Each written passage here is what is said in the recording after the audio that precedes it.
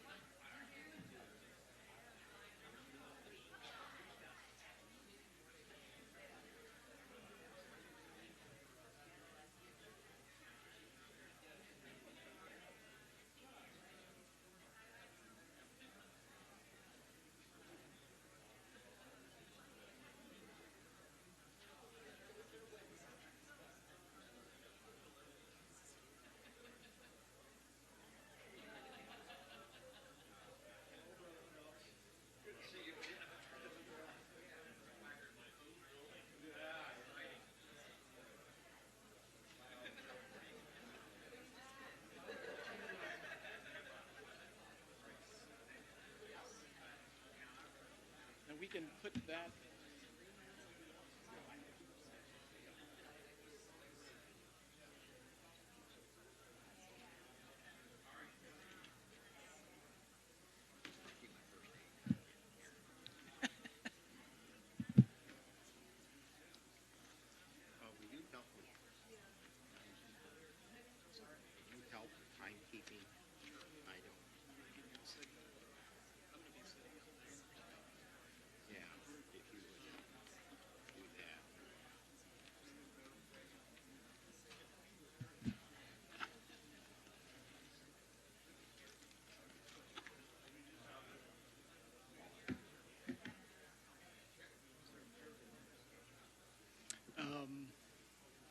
No, but I can get.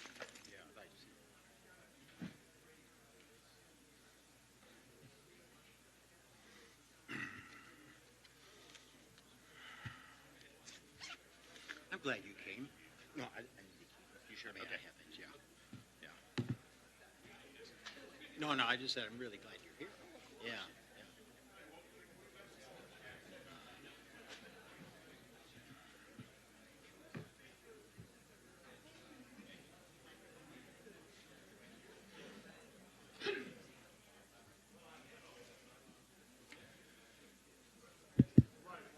Good afternoon.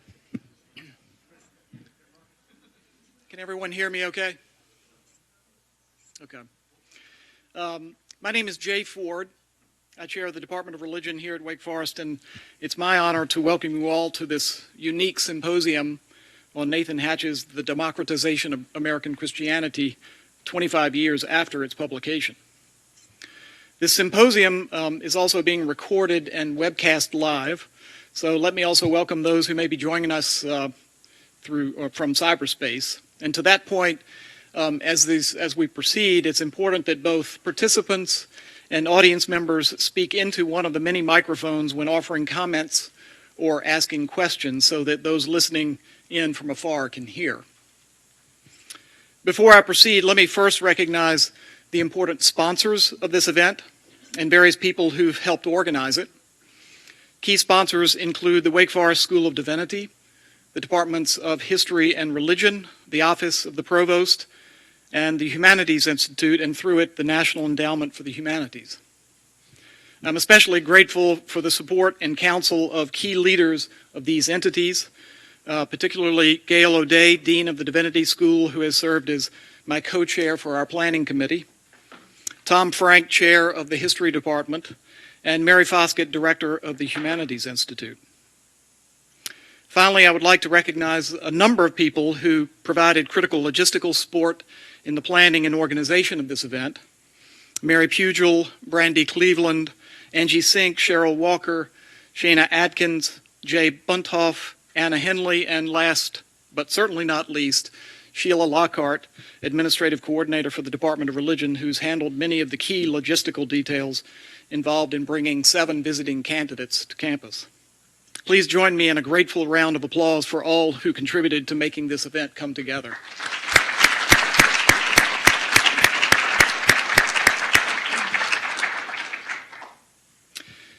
When we first approached Nathan about the possibility of Wake Forest hosting such an event, an idea that actually came to us from colleagues outside the university, I think he was a bit wary.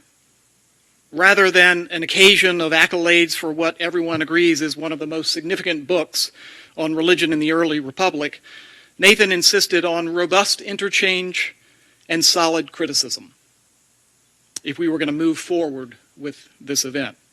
So in addition to esteemed scholars reflecting on the significance and impact of the book, this symposium will afford an opportunity to dwell on other questions.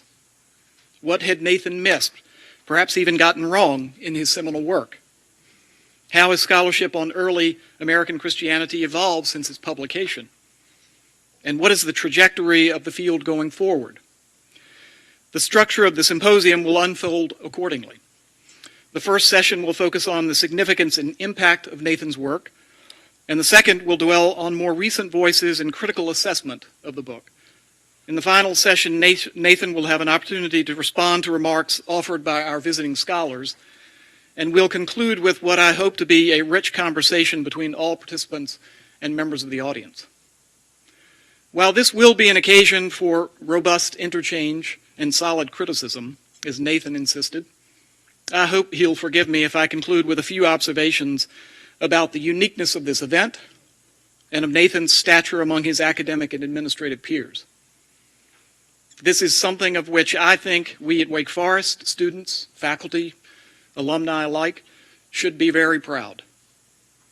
A 2012 survey indicated that 20% of college presidents come from fields outside the academia. That represented a more than 50% increase over the prior survey just 6 years earlier. More than a third of college presidents have never been professors. Some suggest that these trends reflect the corporatization of higher education. I'll leave that for another discussion. But in an age when an increasing percentage of college and university presidents come from outside academia, Wake Forest should be proud and indeed celebrate having a leader so highly esteemed for his academic accomplishments and legacy.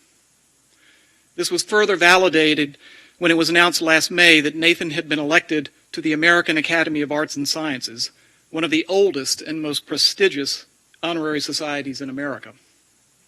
Wake Forest often touts the teacher-scholar ideal that underscores the importance of and interdependence between scholarship and teaching.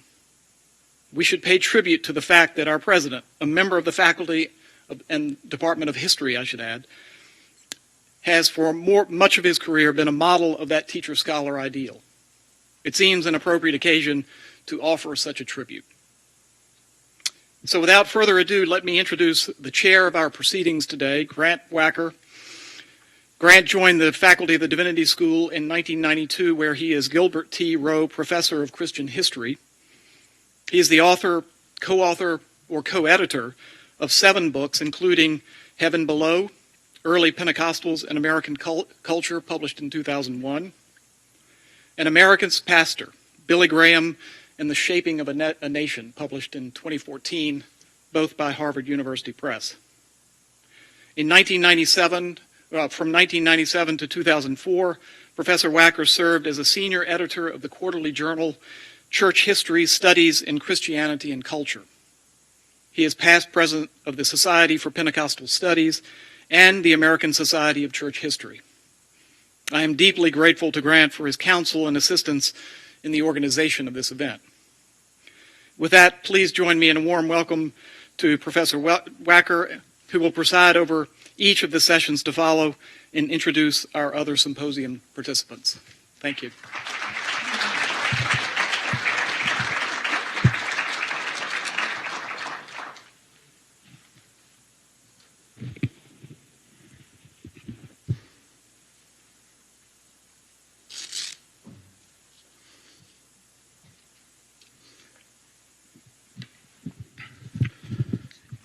Good afternoon. Is the mic set to the right level that you can hear everyone? Okay. My voice tends to trail off, and so if you don't hear me, stick your hand up, please, and I'll certainly be happy to try to speak a bit louder. Well, thanks to Jay. Jay and I have been in close communication for quite a while now, and for someone who is out of field, I'm especially impressed by how Jay plunged into this area, and in fact, I think his next book's going to be on the Buddhist influence on American revivalism. I think that would be, or maybe the revivalist influence. Jay's a Buddhologist, in case you didn't know, but isn't that amazing that he was able to switch fields so adeptly? So thank you, Jay. What we're going to do, or what I'm going to do today, is first talk a little bit about the book that is the center focus, the Democratization of American Christianity, which was published by Yale in 1989. And then I will turn to introduce the three panelists for the first part of our session this afternoon. And then we'll have a little break, and then I'll introduce the panelists and speakers for the second session. And then finally, our third session, Nathan will come forward to offer his reflections on the papers, and then I will more formally introduce him, and that is talk about his academic achievements, so you can place this book in a larger framework. The Democratization of American Christianity, published by Yale in 1989, won 3 awards, including the 1989 Albert Outler Prize in Ecumenical Church History, which is one of the 2 premier prizes given by our guild, the American Society of Church History. And it also won the John Hope Franklin Prize as the best book in American Studies. And it also won a prize from the Society for the Study of the Early Republic for the best book in that area. With the exception of George Marsden's book on Jonathan Edwards, I don't know of any book that has won so many prestigious prizes. One of the distinguished colonialists in the nation is a professor at Brown named Gordon Wood. And Professor Wood called Nathan's book the best book on religion in the early republic that has ever been written. And I would add that this book was also selected in a poll taken in the year 2000 as one of the 2 most cited books in the field of American church history, which is another way of saying it was one of the 2 most influential books in the shaping of the entire field of American religious history, American church history. I think the other one was Sidney Alstrom's magisterial. Everybody. Well, you always have to say magisterial, right? I mean, talk about that. It's kind of one word, and so. But the other was Sidney Alstrom's major survey of American religion. I'll speak more specifically about Nathan's academic career, but let me just say a little bit about the book under discussion in the context of his career, so we all can understand the papers that are are coming. And in these following remarks, I draw heavily on a book review written by a professor at Brigham Young University. And it's interesting and significant, I think, that a Mormon scholar would engage so deeply with this book. He says, in an earlier book called The Sacred Cause of Liberty, Republican Thought and the Millennium in Revolutionary New England, this was Nathan's first book, in that earlier book, he explored the mingling of religious and political understandings of freedom in the birth of the American Republic. In this book, in the Democratization of American Christianity, he further revises significantly our understanding of the role of religion in American democracy in the first decades of the 19th century, the period that's often called the Great Awakening era. He says, Hatch believes that a prevailing view of the Second Great Awakening, here we're quoting the book, Hatch believes that a prevailing view of the Second Great Awakening as a conservative force has obscured the egalitarianism powerfully at work in the new nation. Then he goes on to say that distinguished American historians such as Perry Miller and Richard Hofstadter, Miller at Harvard and Hofstadter at Columbia, have seen the revivalism of the Great Awakening period as a force of order and consensus that tried to deal with the disorder of the early republic. Hatch instead is determined to emphasize the disorderly, anti-authoritarian, egalitarian, and conflictual aspects of religious upheaval in the early republic. And I would add to this that Hofstadter in particular stressed the anti-intellectual character of evangelicalism in the early republic. Hatch argues that a democratic or populist transformation of American Christianity was decisive in shaping the new nation, and that such populism continues to mark the distinctive character of religion in America.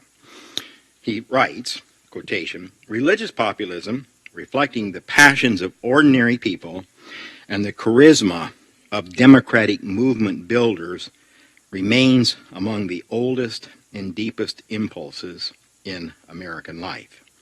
I won't go on with the review, but suffice to say that he articulates the different groups that Hatch looks at to make the argument about the democratization, the egalitarianism, the populism of the early republic. And these include, let's see, Baptists and Mormons and whatever. I forgot. I think Christians, that is the Campbellite tradition, and there are two more. I forgot what they are. But anyway, that'll come up. Yeah, that'll come up along the way. All right. That is a summary of the main points that the book articulates. And our first three speakers will talk about, well, in a moment, two of our three speakers will talk about the impact of that book. And then the next three will raise questions about it. Before I go on, I was just noticing in USA Today, an article, today's paper. It's really interesting. It's today's paper, okay? Talking about John Boehner in Congress, who has invited the Pope to speak to Congress. And this is what Boehner says, and the Pope accepted. His teachings, prayers, and very example bring us back to the blessings of simple things and our obligations to one another. Now, that's in this morning's paper. And what I think that suggests, in somewhat different words, but it's still the same point, the importance of the concept of simple things, the concept of obligations to one another. Now, as we'll see, some of the papers, such as especially Amanda Porterfield's, will challenge or re-articulate how those concepts actually worked out. You can articulate them, and it's another thing to show how they actually worked out. So we're going to have a good discussion about it. But the point I want to make that even in this morning's paper, we see a manifestation of that fundamental argument that we see in Nathan's book. Okay. What I want to do now is turn to an introduction of the three panelists. And I'll begin by introducing Professor Harry Stout, who unfortunately is not here. He goes by the name Skip.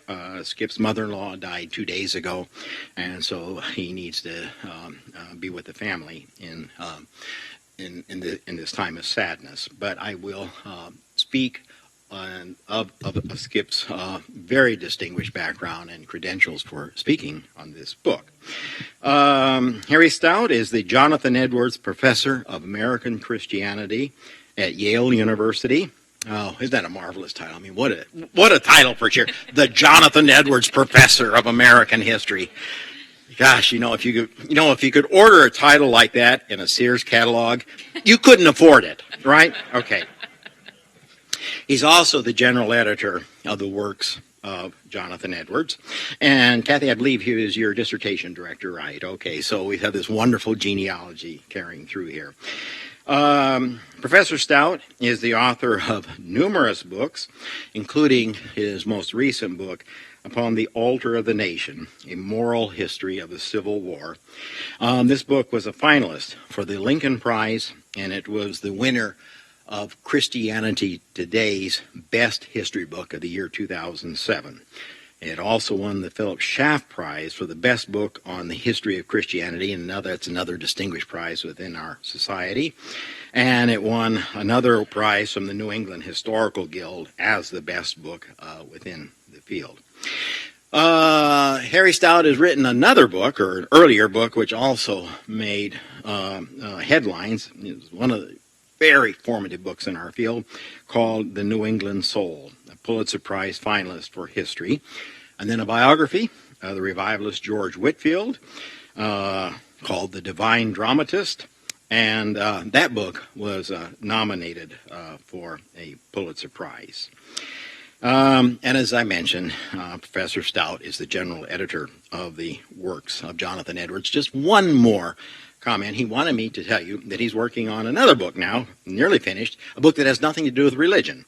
It's called The Andersons of Kentucky, Land, Anxiety, and the Making of America. It's a book that focuses on the economics of land acquisition, and we'll come to that when I read his paper. All right? If you'll give me a moment here. I'm mastering having my documents on the Kindle. It takes just a little bit for me to familiarize myself, but I'm going to master this, and you will be my first victims. Okay. Now we just hope it doesn't die out. Okay. Introduce Kathy Breckis, who will be our next presenter after I read Skip's paper. Kathy is the Charles Warren Professor of the History of Religion in America at Harvard Divinity School. And Kathy doesn't have this in the website, but I can tell you that that's one of the oldest and most prestigious endowed chairs in the nation. At Harvard Divinity School, she teaches the history of American religions. I'll get more of that in a second. But she earned her bachelor's degree at Harvard and a PhD in American Studies from Yale University. Then went to the University of Chicago, where she was professor of the history of Christianity and religions in America. And like her mentor, she has written 2 books that have made waves, all right, put it this way. The first of those wave-producing books was called Strangers and Pilgrims, Female Preaching in America, 1740 to 1845. And there, Kathy documented the existence of something that people who graduated in my era didn't think existed, and that is women preachers in the early republic, and how prominent they were, and how many of them there were, and the influence that they had. More recently, Kathy has published Sarah Osborne's World, The Rise of Evangelicalism in Early America. Excuse me. And that book, excuse me a second, sorry. And that book argues that the evangelical movement emerged in dialogue with the Enlightenment. And she's also edited a wonderful book, which I've used many times as a required text in my class, on imagining American religious women. A wonderful collection of of essays. Kathy's received multiple awards, including a John Simon Guggenheim Memorial Foundation Fellowship. It's an extremely coveted fellowship. I know, because I applied twice and did not get one. And I'm still pretty sore about it, actually. As well as a Henry Luce Fellowship and a Pew Faculty Fellowship. And her book on Sarah Osborne won the Brewer Prize of the American Society of Church History, which is the prize for the best first book by a historian. Then our final speaker this morning, after I speak for Skip Stout and Kathy Breckis, will be Mark Knoll. If you'll hang with me for a second, I will get over to Mark's credentials. When you start to list the number of books Mark has written, my Kindle runs out of battery power, actually. And I won't go through it all, because some of us have to catch planes in a couple of days. And so we'll just hit the highlights, okay? Mark Knoll is the Francis McEnany Professor of History at the University of Notre Dame. And with Nathan Hatch, he was the co-founder in 1980 of the Institute for the Study of American Evangelicals at Wheaton College. And we'll hear about that institute and its formative influence later today. Mark's research concerns mostly the history of Christianity in the United States and Canada. He also teaches courses in the Civil War era, general Canadian history, and the recent history of world Christianity. And truly, I mean, I've been joking around some. I don't know of anyone who teaches courses in so many areas and does it with such depth of knowledge and writes books about each of these areas. Mark is currently working on a book that tries to combine two large narratives about the Bible and American history. First, the rise and decline of a biblical civilization, and then second, the ever-widening diversity of Bibles and biblical uses in a liberal America. And I'll just name a couple of Mark's other books that had a lot of influence. Among these, again, books that I've required, The New Shape of World Christianity, How the American Experience Reflects Global Faith, God and Race in American Politics, and my favorite, actually, this is my favorite, I think the very best of many excellent books, The Civil War as a Theological Crisis. Mark is currently at work on a 3-volume history of the role of the Bible in America. He's just finished the first volume, and it will be out within hours, okay? And then he's far into the second volume, and the third will be coming shortly. All right, these are the introductions, and now let me turn to Professor Stout's paper. Excuse me, I'm going to have to get a drink of water here.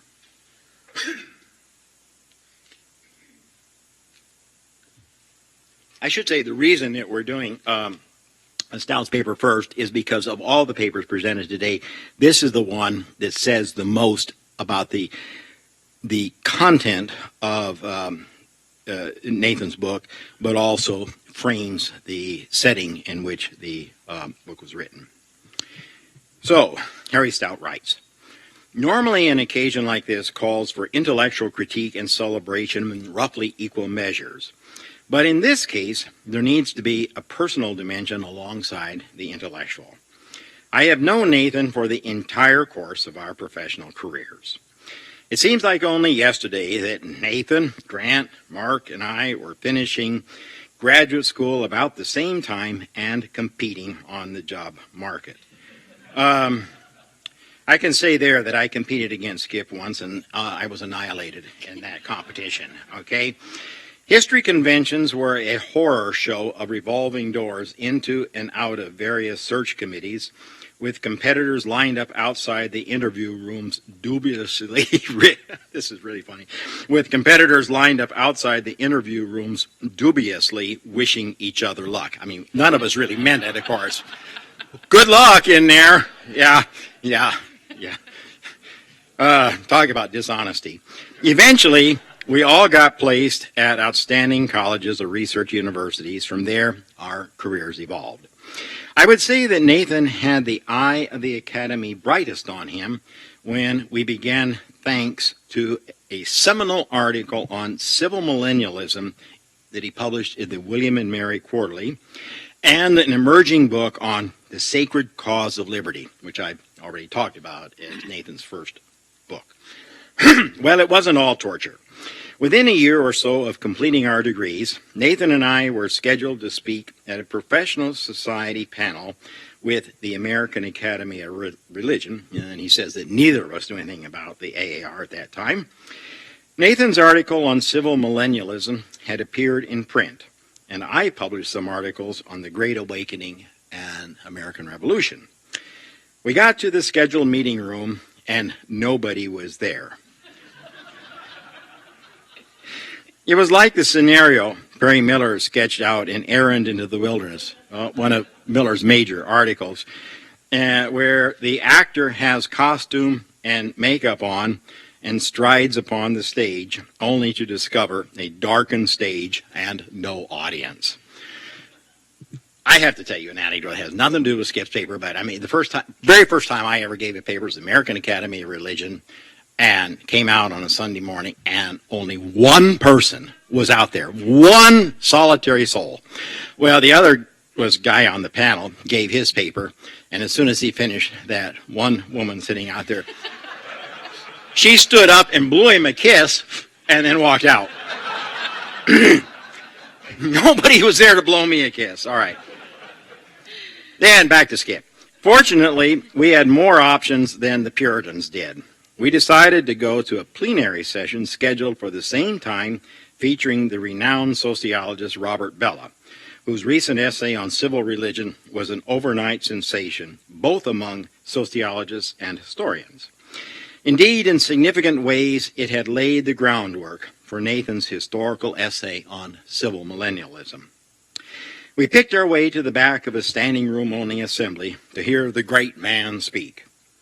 Imagine our surprise when Bellah proceeded to frame his entire paper around Nathan's essay, Civil Millennialism.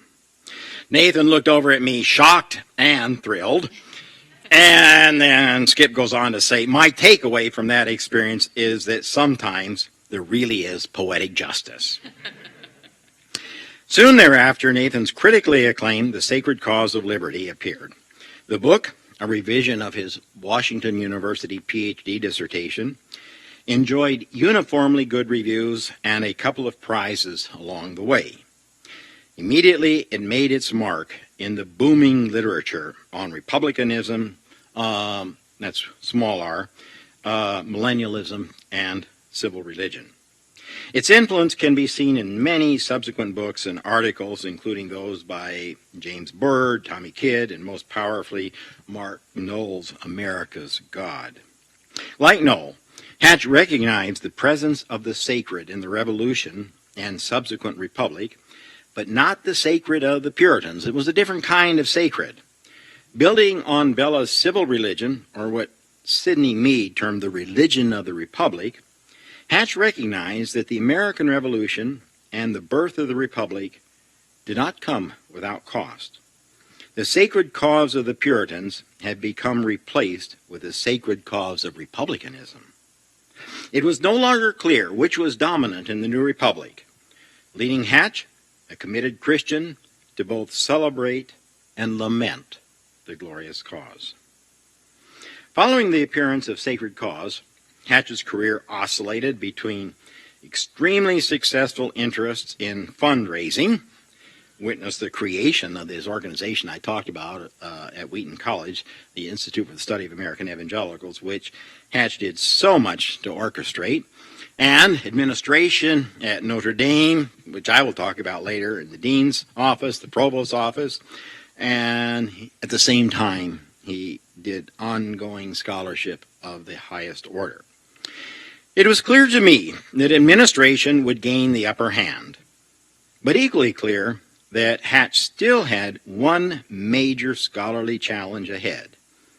He wanted to write a big book, and that big book would be The Democratization of American Christianity. Early on, Nathan summarized the project to me with irrepressible enthusiasm.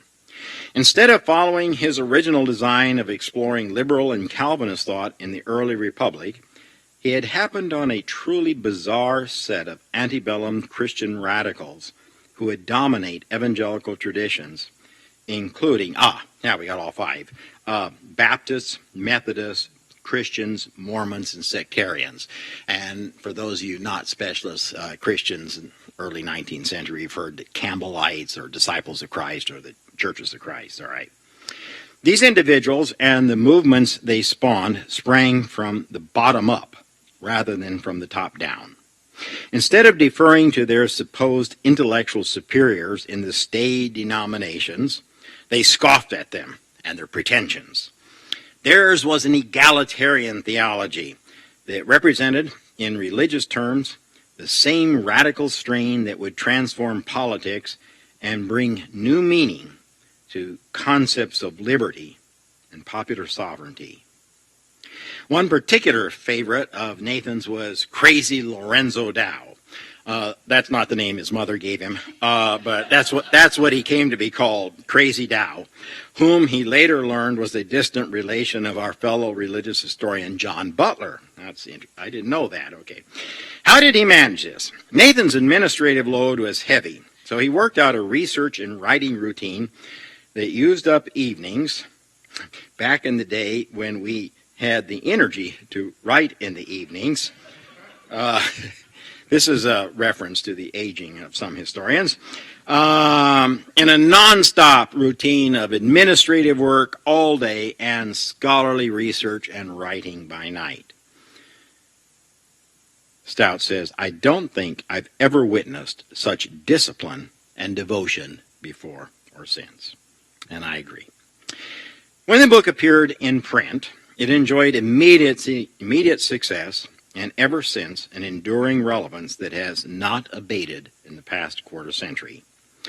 Nathan probably won't want to hear this, but when I locate the historiographical context for the significance of this book, I began with Alan Heimert's underappreciated and still controversial book called Religion and the American Mind, which was published in 1966. When Heimert's book appeared, it met with almost universal criticism by the elite, self-proclaimed owners of the early republic, such as Bernard Bailyn at Harvard, or Sidney Mead at Chicago, or Gordon Wood at Brown, Edmund Morgan at Yale. Prior to Heimert, the conventional wisdom on the revolution was that it was the product of enlightened founding fathers, men such as John Adams and Thomas Jefferson and Benjamin Franklin, who crafted a revolutionary ideology grounded in the British Whig tradition of libertarian thought. Their republicanism was essentially secular and not interested in religious piety. Now that was the prevailing view until Heimert's book came along.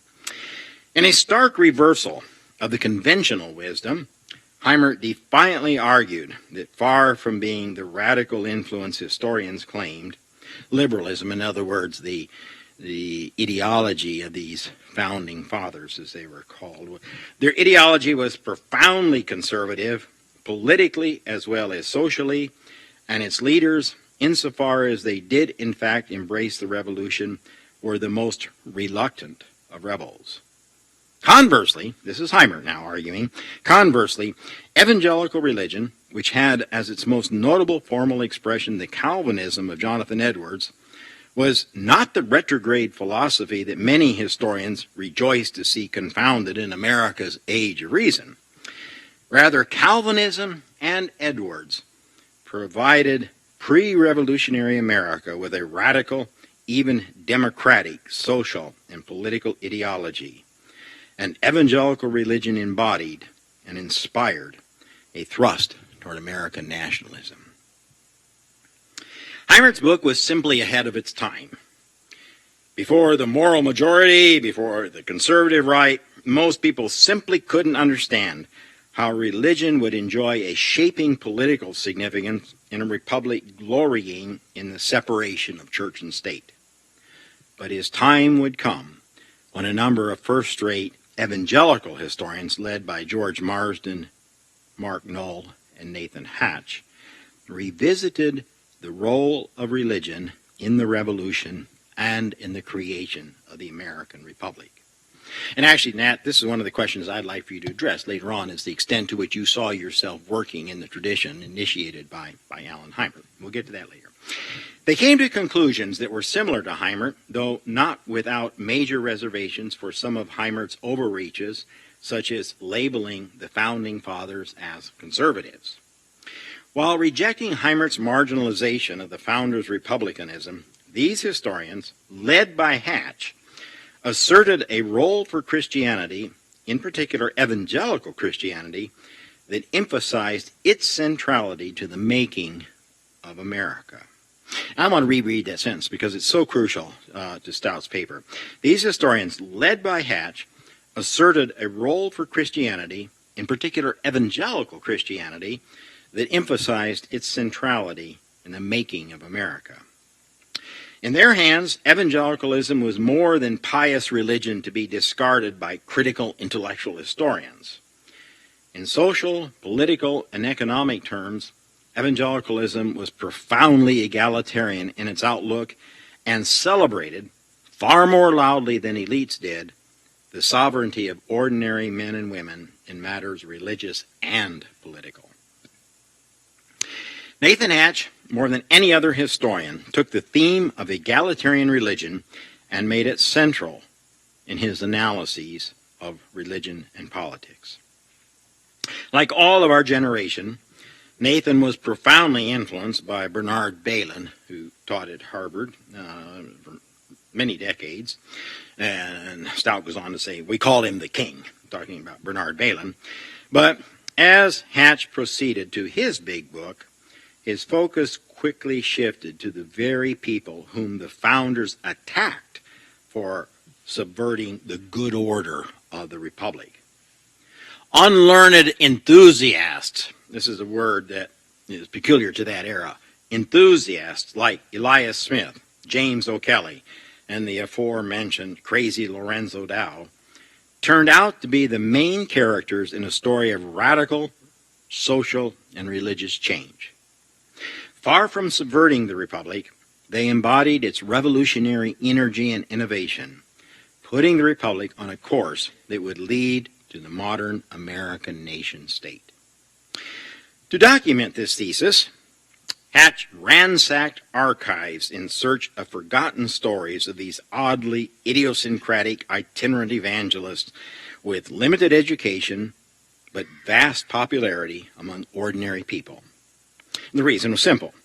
Instead of speaking down to their supposed inferiors, these new speakers elevated these people to sovereign status in matters of politics and religion.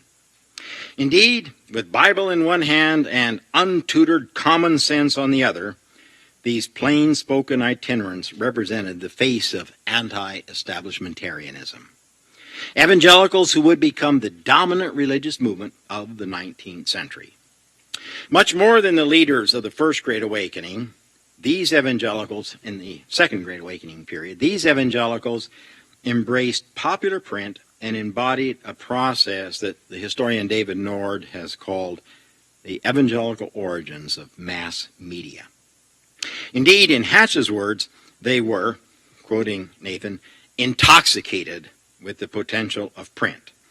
And it is to their printed treatises, journals, and magazines that he turns for his primary sources. A special interest to him were the Methodists, the Baptists, the Christian connection, again, the Christians, who in those days called themselves Christians, African-American Protestants, and Mormons. The story Hatch tells in compelling prose, and I'm going to digress for a second here to say, if you look at the numerous reviews of the book, almost every single one of them talks about the sheer beauty of the prose of the book, and I certainly concur. The story Hatch tells in compelling prose is a populist story that put religion at the forefront of cultural activity. In Hatch's words, in an age when most ordinary Americans expected almost nothing from government institutions and almost everything from religious ones, popular religious ideologies were perhaps the most important bellwethers of shifting worldviews. Popular evangelical denominations pushed against authoritarian structures, declaring, in religious terms, the sovereignty of the same popular audience that Jeffersonian and Jacksonian politicians were championing in the political sphere. This populist zeal would fade in the 1840s as denominations tightened their grip on the people, but not before they made a decisive statement. The engine for evangelical growth was revivals. In the Second Great Awakening, itinerant preachers burned over the frontier and urban settings alike with their highly emotional language of sin and birth. The most notable preacher in the Methodist tradition was the aforementioned Lorenzo Dow, whom in 1 year delivered between 500 and 800 sermons, traveling 10,000 miles. Dow's remarkable appearance, which is what his physical appearance, which gave him the label crazy, and his captivating storytelling enthralled listeners everywhere.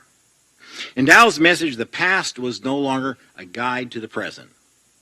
Rather, those individuals in the present, endowed solely with the Bible and their unenlightened reading of it, bespoke a new age of wonders for a primitive church that would break the authoritarian bands of the past and liberate the people to embrace the simple beauty of the gospel. Now it was ordinary people, like the disciples of old, who proclaimed a true popular theology, hostile to establishments of traditional religion and the academic institutions that spawned them. Another great preacher Hatch highlights was Elias Smith, who shared many traits with the earlier George Whitefield or Baptist Isaac Backus, with one critical difference reflecting the intervening eruption of the Revolution. And here we're quoting Hatch. Smith's gospel was laced with the language of politics and reflected the experience of a man whose radical pilgrimage began with a... I botched this out. Smith's gospel was laced with the language of politics and reflected the experience of a man whose radical pilgrimage began with a political conversion. This interesting insight suggests a play on his title. If the early republic witnessed the democratization of American Christianity, we also conclude that this same period witnessed the Christianization of American democracy. Question mark. Jefferson predicted that within a generation, deism would be the de facto national religion. Well, Jefferson was wrong. From the vantage point of 2015, how has the book weathered the years? I would say extremely well. It is still routinely cited in literature on the period, and I'll add that almost every year I make it required reading for my graduate students. It has received the ultimate compliment of being criticized by more recent scholars promoting different research agendas. One such scholar is the aforementioned John Butler. John taught at Yale for many years. It's interesting to see the blurbs that each wrote for the other's book. That is, the blurbs that Hatch wrote for Butler's book and that Butler wrote for Hatch's book. These are sincere, and they reflect the community of scholars that led the way in elevating religion and evangelicalism in particular to the point where it is among the most studied subjects in the profession. But beneath their mutual praise are two very different perspectives. Butler's religion in the early republic is very much an institutional religion with hierarchies and strong denominations and the minimalization of revivals and charismatic preachers. In his book, Awash in a Sea of Faith, Butler argues that state church traditions, rather than dissenting evangelical traditions, gave Christianity its primary shape. I think that Butler makes an important point, but I don't believe we are presented with an either-or choice. There is room to accommodate both traditions. It's at this point that the speaker typically adds his own critical 2 cents worth based on the last book he has read or present research. This is Stout's own marvelous sense of humor here. In my case, it's the latter. That is present research. Hatch emphasizes Republican ideology and radical egalitarianism as the driving force of the early republic. I would like to add to that economic dimension of land and its formative influence on religion, politics, and civil society. Hatch is not entirely deaf to land, writing, "After the Revolution, a single generation of Americans rushed to occupy more land than their forefathers had subdued during the entire colonial period." Hatch is right, but he could run more with this insight. Not only did Americans grab more land than their colonial predecessors, they participated in the greatest middle-class land grab in the history of the world. At a profound level, the promise of personal property surfaces as the driving engine of American history.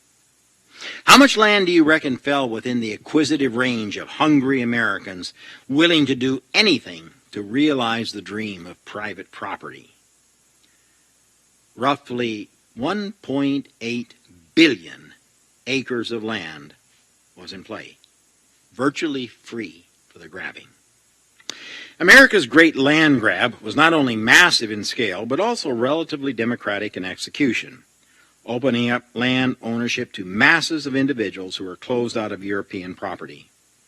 With no monarchy or aristocracy claiming ultimate ownership, and Native Americans discounted, the land was available to all, that is, who were white and male. That many Americans never attained ownership, most notably slaves and some immigrants, demonstrates the limits of the land promise. But other millions did, whether on sprawling plantations, huge farms, or simple acres. Private property is so taken for granted today that it is difficult to imagine the novelty it represented on a nationwide, continent-wide basis. In Andros Linklater's words, the idea that land might be treated as property belonging to an individual, to be traded, borrowed against, and speculated on like any other commodity, required a fundamental shift in thinking. Of course, this bonanza of land was not free and not unsettled. These words in quote marks. The native inhabitants would have to be removed before the promise of the Republic would be realized in real terms. How did Americans justify their conquest of the continent and beyond? Here I bring Nathan's first book into conversation with his second, and suggest that the justification came through religion. I'm not talking here so much about the religion of denominations, though they played a role, but rather civil religion and its sacred doctrines of manifest destiny and exceptionalism. Again, these words are in quote marks. Because Indians' relation to the land did not place a premium on private ownership, they were not qualified to own the land. The legitimate owners were Christian Americans who would water the gardens of their own private properties and help America realize its destiny as a redeemer nation, destined to overspread the continent and eventually the world with their celebration of Republican government and private property, both of which were essential to the success of the Republic. The end would be nothing less than the millennium. Conclude. I strongly doubt that Nathan had all this in mind when he wrote his two books. Well, maybe he did. He'll tell us, okay? But I believe there is a convergence here that reveals a single mind active in new and creative ways on two of the biggest subjects of modern historiography. And that, in brief, is why 25 years later, we continue to celebrate Nathan Hatch's contributions to understanding religion and the American Republic.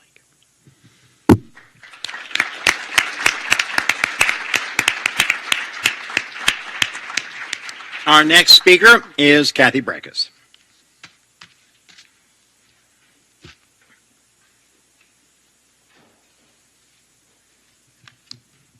Thanks so much to all of you for coming. I am very happy to be here.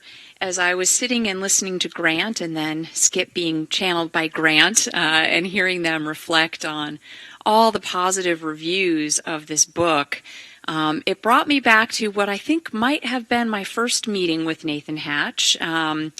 At Yale, I was working on the early Republic, and most of the reviews of this book were extremely positive, sort of off the charts positive. And he said, "Have you read such and such a review?" Which I hadn't. And he said, "You really need to go read that." It turned out to be an absolutely scathing review. But he gave me the citation and sent me off.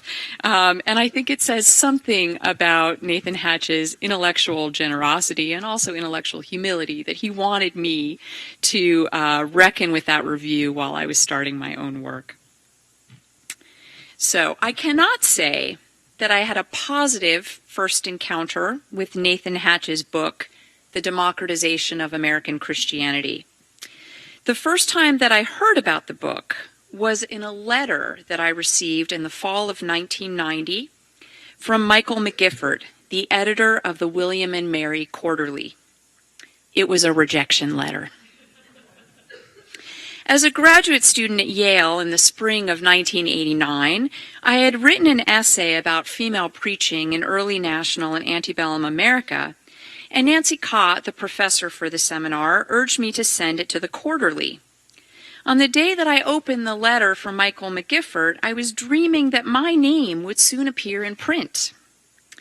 But according to the letter, Nathan Hatch had recently published a new book that was crucial to my understanding of early national and antebellum America.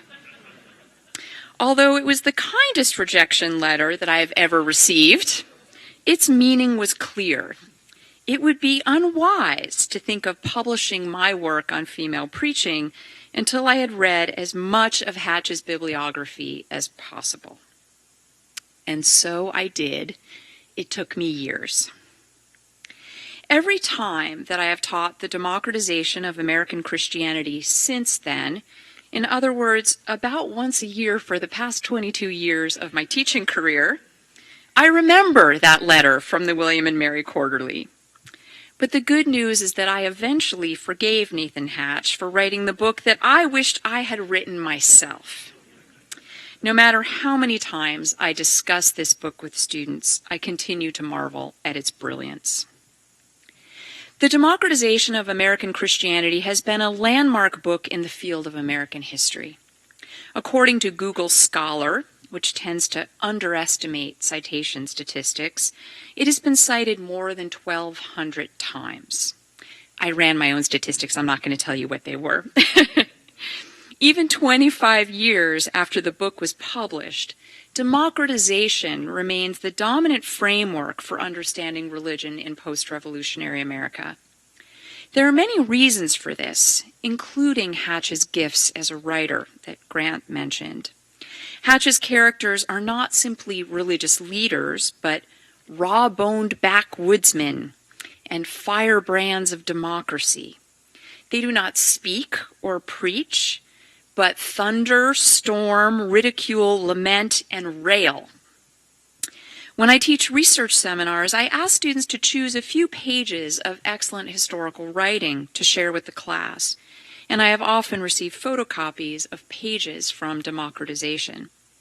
As a student explained to me, Nathan Hatch knows how to use a verb. Writing this paper actually was very difficult. I kept noticing my verbs, so I hope I did okay. In addition to serving as a model of beautiful historical writing, the democratization of American Christianity has influenced the way American religious historians have thought about intellectual history, the category of religion, religious pluralism, and, of course, the rise of new religious movements in the early 19th century. So let me discuss each of these contributions in turn. First, the democratization of American Christianity offers an important example of how to bridge the fields of intellectual and cultural history. In some ways, the book is a traditional intellectual history that examines the ideas of a small number of influential leaders. But instead of focusing on great thinkers, Hatch explores the ideas of a group of men and women who were disdained as enthusiasts and visionaries. Lorenzo Dow, for example, who is the preacher in this image, I'm pretty sure. Lorenzo Dow, who never attended college, was maligned as Crazy Dow. Although previous historians had certainly written about figures like Dow, William Miller, or Joseph Smith, they tended to see their ideas as the result of some kind of social or psychological malfunction. Sidney Alstrom, for example, described Joseph Smith's ideas as the result of monomania. In contrast, Hatch describes the men and women in his book as, quote, not learned, but very intelligent. And despite the fact that many of them were anti-intellectual, he takes their ideas seriously. The farmers, artisans, slaves, and women who populate his book were not always original or sophisticated thinkers, but they had ideas. And those ideas had an extraordinary impact on 19th century American culture. In addition to its methodological advances, the democratization of American Christianity also makes a significant contribution to our understanding of religion. Before the publication of this book, many historians wrote about religion in terms of social control, and they interpreted the revivals of the Second Great Awakening as an attempt to impose order on a fractious society. Paul Johnson, for example, argues in his book A Shopkeeper's Millennium that middle-class employers deliberately fostered the revivals in order to subdue a rising working class. In contrast, Hatch argues that religion is too protean and sprawling to serve a single set of class interests. To his credit, he does not ignore the reality of religious demagoguery in the 19th century, nor does he overlook the creation of church hierarchies and the expansion of denominational power. These are the interests of John Butler. But he refuses to reduce religion to a desire for political, economic, or social dominance. His work has had a profound influence on how American religious historians think about religion as a category of analysis. Third, this book also sets a model for how to think about religious pluralism. Many historians and sociologists have associated religious pluralism with secularization and decline, assuming that a multiplicity of faith inevitably dilutes the power of religion. In contrast, Hatch portrays religious pluralism and dissent as generative. In his words, the collective dynamism of these groups is related to the degree of pluralism and dissent that they represent, and to their ability to communicate with a variety of persons, high and low, rich and poor, urban and rural, slave and free. Since the publication of this book in 1989, dozens of historians have built on Hatch's argument that religious pluralism is a source of vitality. Clark Gilpin and I, for example, recently edited a collection of essays, American Christianities, A History of Dominance and Diversity, which argues that the diversity of Christianity in the United States has heightened rather than decreased its influence on American culture. And this is an argument which really is indebted to Hatch's work.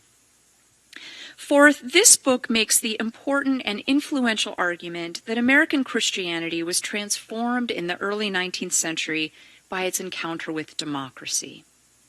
New populist religious movements revolted against the authority of an elite clergy, fought for the right of sovereign individuals to think for themselves, invented a new style of vernacular preaching, and crusaded against the Calvinist orthodoxy. According to Hatch, ordinary Christians were inspired by Republican rhetoric to believe that they could choose their own leaders and make their own judgments about religious truth. They argued that virtue rested with ordinary people, not with elites or the clergy. Hatch's evidence is so powerful that it is difficult to quarrel with his argument, and I think this is part of the reason the book has survived so many years. In my own work, I have echoed his claim that new Christian movements like the Methodists and the Disciples of Christ empowered ordinary people by giving them greater religious authority. Yet even though I share Hatch's conviction that American Christianity was transformed by its encounter with republicanism, I have reservations about the word democratization, which I think is overstated. Hatch anticipates this criticism in his book, another reason for the staying power. Anything you can come up with, he's thought of first. And he is careful to acknowledge the irony of popular religious leaders railing against coercive structures while creating new ones of their own. Methodists and Mormons, for example, were hardly democratic in their church governance. Yet Hatch still concludes that 19th century Christianity was a liberating force, and he valorizes the evangelical movement by portraying it as deeply democratic in its aspirations. In contrast, I prefer to think about 19th century Christianity as populist, a word that Hatch uses almost as frequently as democratic. His epilogue is entitled "The Recurring Populist Impulse in American Christianity," and using Google Books, I saw that Hatch uses the words populist and populism 65 times and democratic 77 times. You could do great things with these new tools. Historically, populist movements tend to be characterized by conservative as well as radical impulses. For example, the Tea Party should be understood as a populist movement, but so should the Occupy movement. What populist movements share is an anti-authoritarian spirit, a hostility to elites, and a passionate faith in the rights of individuals. If Hatch had chosen to frame his book around the theme of populism rather than democratization, and here I'm channeling my desire to have written this book, if I had done it, this is the way I would have done it, he would have been better able to account for the authoritarianism, racism, and demagoguery that surfaced in 19th century Christianity. Both the Christianity and the democracy of 1820s and 1830s America could be ugly, sanctioning slavery, Indian removal, and restrictions on women's rights. Given the virulent strain of anti-Catholicism in American culture before the Civil War, it is also clear that there were times when democracy-loving Protestants were motivated by fear. Though I think that Amanda Porterfield, who we're going to hear from later, overstates her argument in her book Conceived in Doubt. She makes a persuasive case that the rise of a new political and social order was accompanied by anxiety as well as optimism. Another advantage of the word populism is that populist movements have often been associated with economic unrest. The rise of capitalism is always lurking in the background of Hatch's book, and it is clear that Hatch was influenced by Joyce Appleby's Capitalism and a New Social Order. But Hatch begins his story with the American Revolution, and I think he doesn't ask enough questions about how 18th century developments may have contributed to the transformation of American Christianity, particularly the development of merchant capitalism and the influence of a consumer revolution. The rise of evangelicalism during the 18th century seems to have been intertwined with these economic transformations. As ordinary people were able to buy a greater variety of goods than ever before, evangelicals expressed ambivalence about the values of freedom, choice, and individual self-fashioning that were enshrined in the marketplace, but they gradually accommodated to a new social order. The Methodists, with their Arminian theology, expanded rapidly in the early 19th century. One way to interpret the populist Christianity of the post-revolutionary period is to see it as a response to economic as well as political transformations. When we consider the possibility that evangelical Christianity emerged as a response to capitalism as well as to republicanism, small r, it is easier to understand evangelicals' conflicting attitudes toward gender and race. Although evangelicals were influenced by the democratic rhetoric of the American Revolution, they were also shaped by the liberal, individualistic values enshrined by a capitalist market. In terms of slavery, populist Christianity pointed toward the spiritual empowerment of slaves and free blacks, but also toward the sanctification of individual property rights. by describing the advent of new religious movements in post-revolutionary America as the democratization of American Christianity, Hatch implies that evangelical support of slavery was an anomaly that was at odds with their basic democratic spirit. But many evangelicals argued that their pro-slavery theology was integral to their faith, and their understanding of both Christianity and democracy included a belief in the racial inferiority of blacks. The close relationship between populist Christianity and capitalism may also explain why evangelicals tended to be ambivalent about women's religious leadership. As many historians have argued, the Industrial Revolution and the rise of capitalism had a profound effect on gender roles, and a new ideology of separate spheres divided the masculine, competitive world of work from the feminine, nurturing space of the home. While men were encouraged to pursue their self-interest in the marketplace, women were expected to preserve the traditional religious values of charity and self-sacrifice in their families. On one hand, evangelicals were surprisingly egalitarian in their attitude toward women, and at a time when most Protestants insisted that women must keep silence in the churches, quoting Paul, they allowed large numbers of women to exhort and to preach. More than 100 women served as itinerant preachers in early national and antebellum America. On the other hand, evangelicals also insisted that women's spiritual equality did not translate into political or economic rights. And by the late 1830s and 1840s, they had placed strict limits on women's religious leadership. Hatch writes about this transformation as the quest for respectability. Evangelicals seemed to fear that if women became too much like men, they would no longer preserve traditional Christian values against the corrosive forces of modernity. Like Hatch, I think that populist Christian movements were intertwined with the rise of a liberal capitalist economy, but I would also argue that capitalism caused profound anxiety as well as optimism. As Joyce Appleby has argued in her book, The Relentless Revolution, capitalism should be understood as a culture as well as an economic system, and many people were ambivalent about the transition to a capitalist economy, which required a new way of thinking about work and leisure. Even evangelicals who avidly defended the principle of economic freedom seemed to worry about how to reconcile the capitalist values of competition and self-interest with Christian ideals of selflessness and sacrifice. One answer was to elevate white middle-class women as paragons of piety and to insist that they belonged in the home. Finally, my last criticism of this book is that it is less about Christianity than about Protestantism.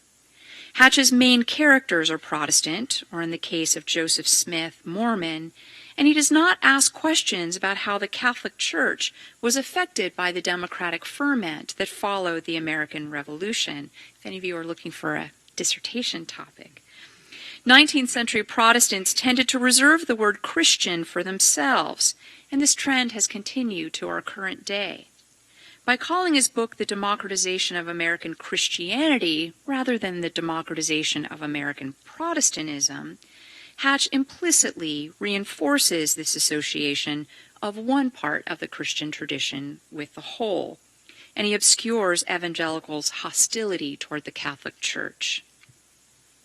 One clue to the way that Catholics, or maybe High Church Anglicans, may have felt about the democratization of American Christianity might be found on the cover of Hatch's book, which is behind you. The image on the cover, Religious Camp Meeting, is a watercolor that was painted by James Mays Burbank, a British artist, in 1839. When Burbank exhibited this painting at the Royal Society of London, he claimed that it was based on a sketch that he drew while attending a camp meeting in America. Unfortunately, I do not know anything about Burbank's religious background. He's a rather obscure figure, and I'd like to do some more research on him. But based on this image, he may have been either Anglican or Catholic. So this is where you get to have fun. This is like, where's Waldo? This is not the best image of this, but I think you have it in your lap. You need to try to find the Virgin Mary.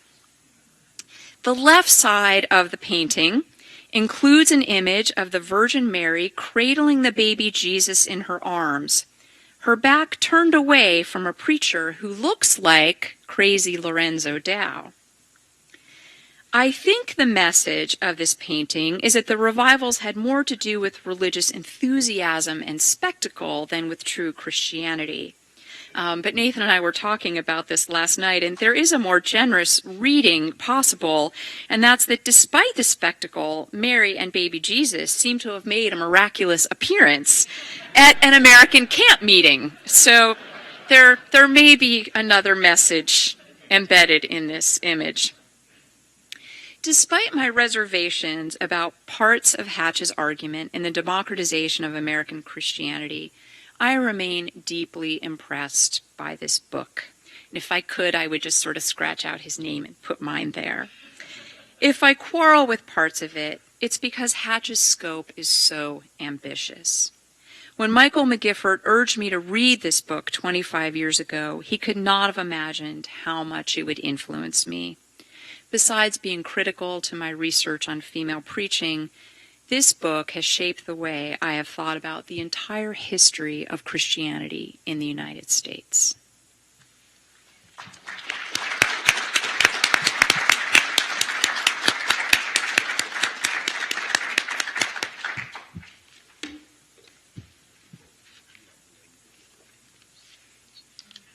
I'm very grateful to the folks at Wake Forest for setting up this colloquium today. It's a well-deserved tribute, but also a well-deserved encouragement to think further about the themes raised in this great book. It's also a privilege to follow Grant and Skip Stout and Catherine Breckis and to hear what they had to say, although what it does mean for you is that you'll get to hear some things 3 times instead of just once today.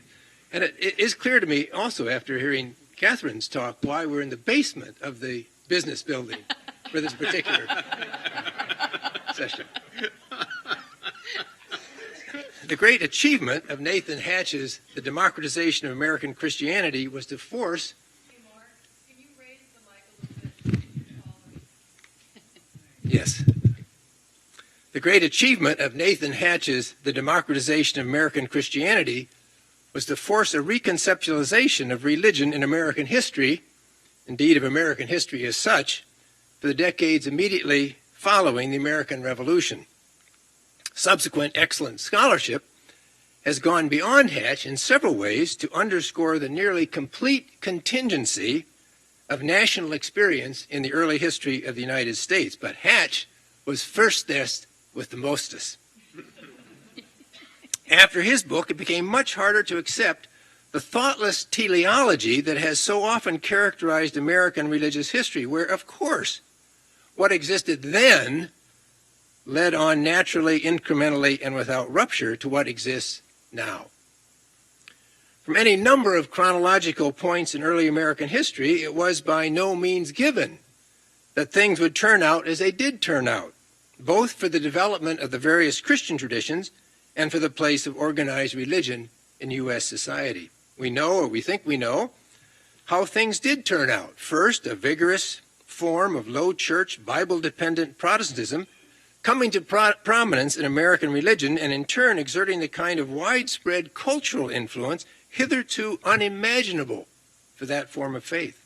Second, the nearly unself-conscious alignment of that Protestantism with free market economic practice and Republican political ideology.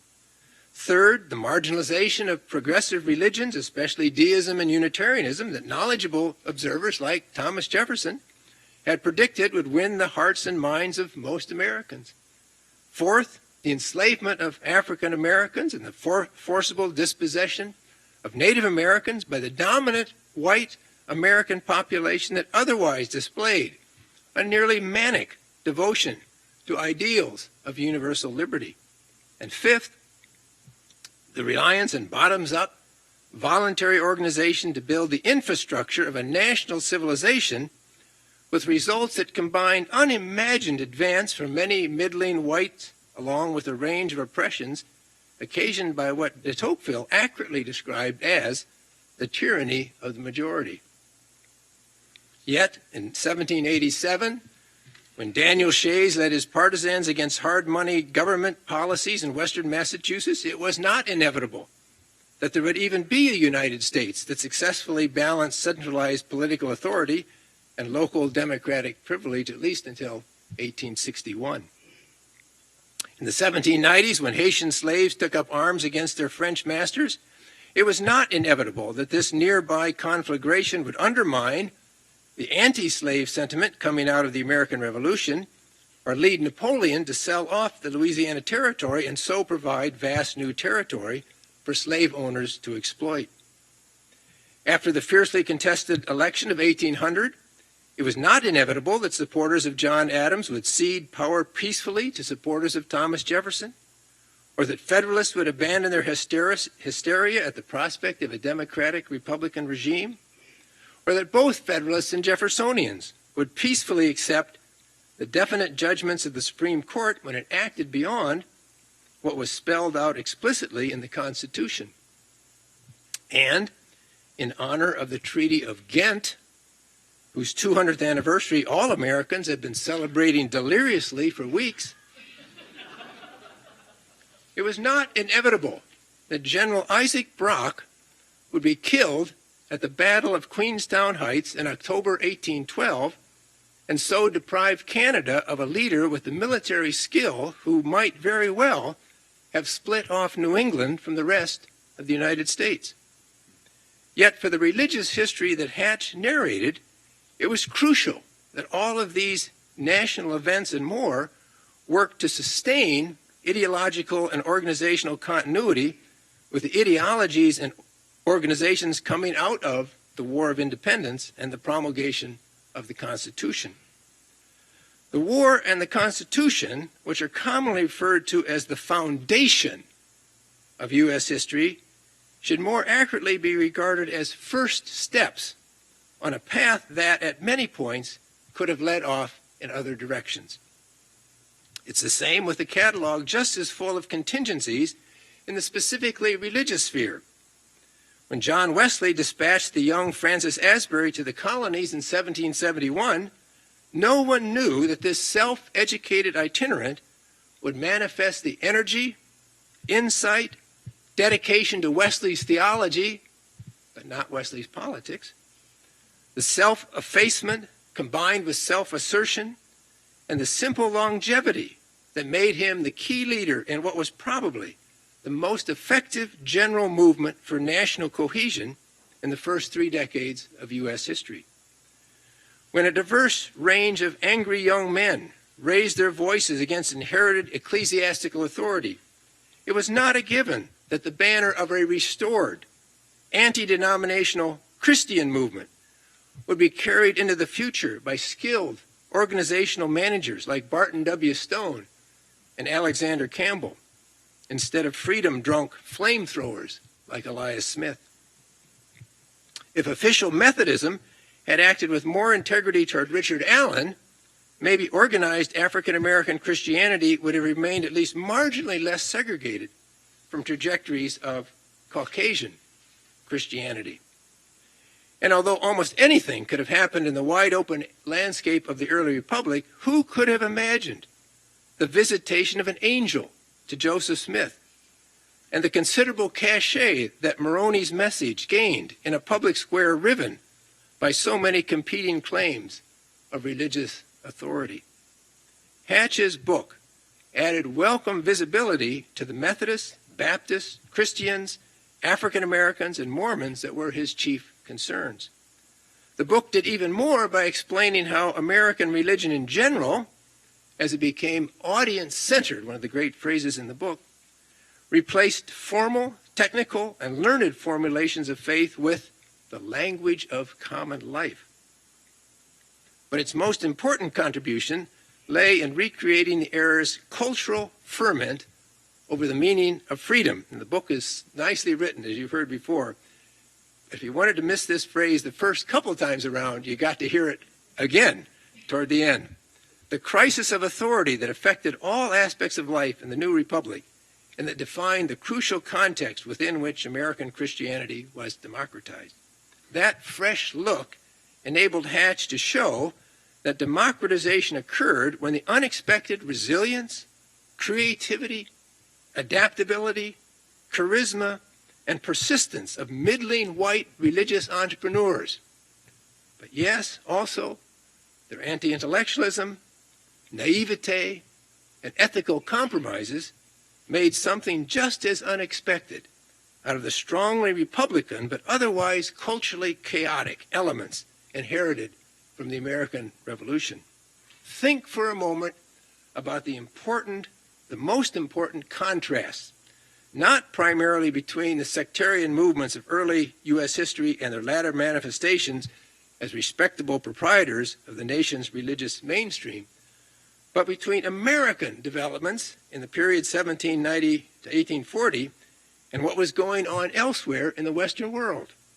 One telling comparison that Hatch himself highlighted differentiated American Methodism from its English progenitor, where Francis Asbury guided a burgeoning movement by finessing radically democratic challenges and keeping control by patient, personal diplomacy. Jabez Bunting directed England's Wesleyan connection by repudiating democracy and exercising power aristocratically.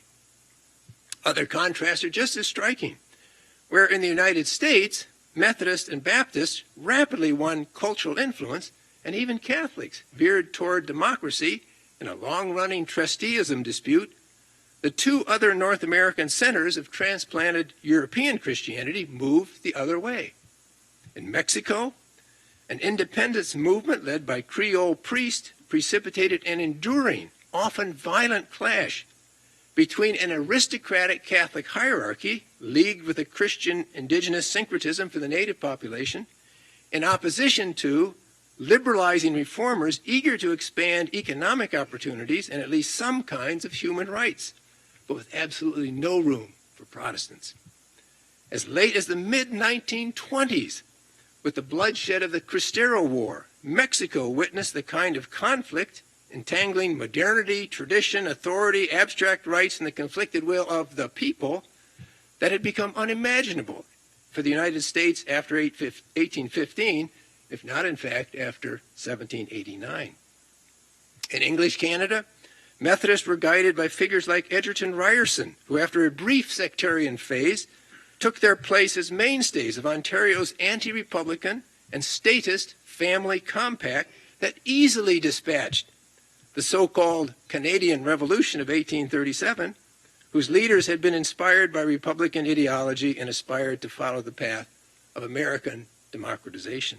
In Quebec, Bishop Ignace Bourget and his associates so successfully calmed Catholic movements of democratic reform and so securely attached habitants and seigneurs to ultramontane principles that Quebec Catholicism retained its aristocratic, authoritarian, pre-modern character until well after the Second World War.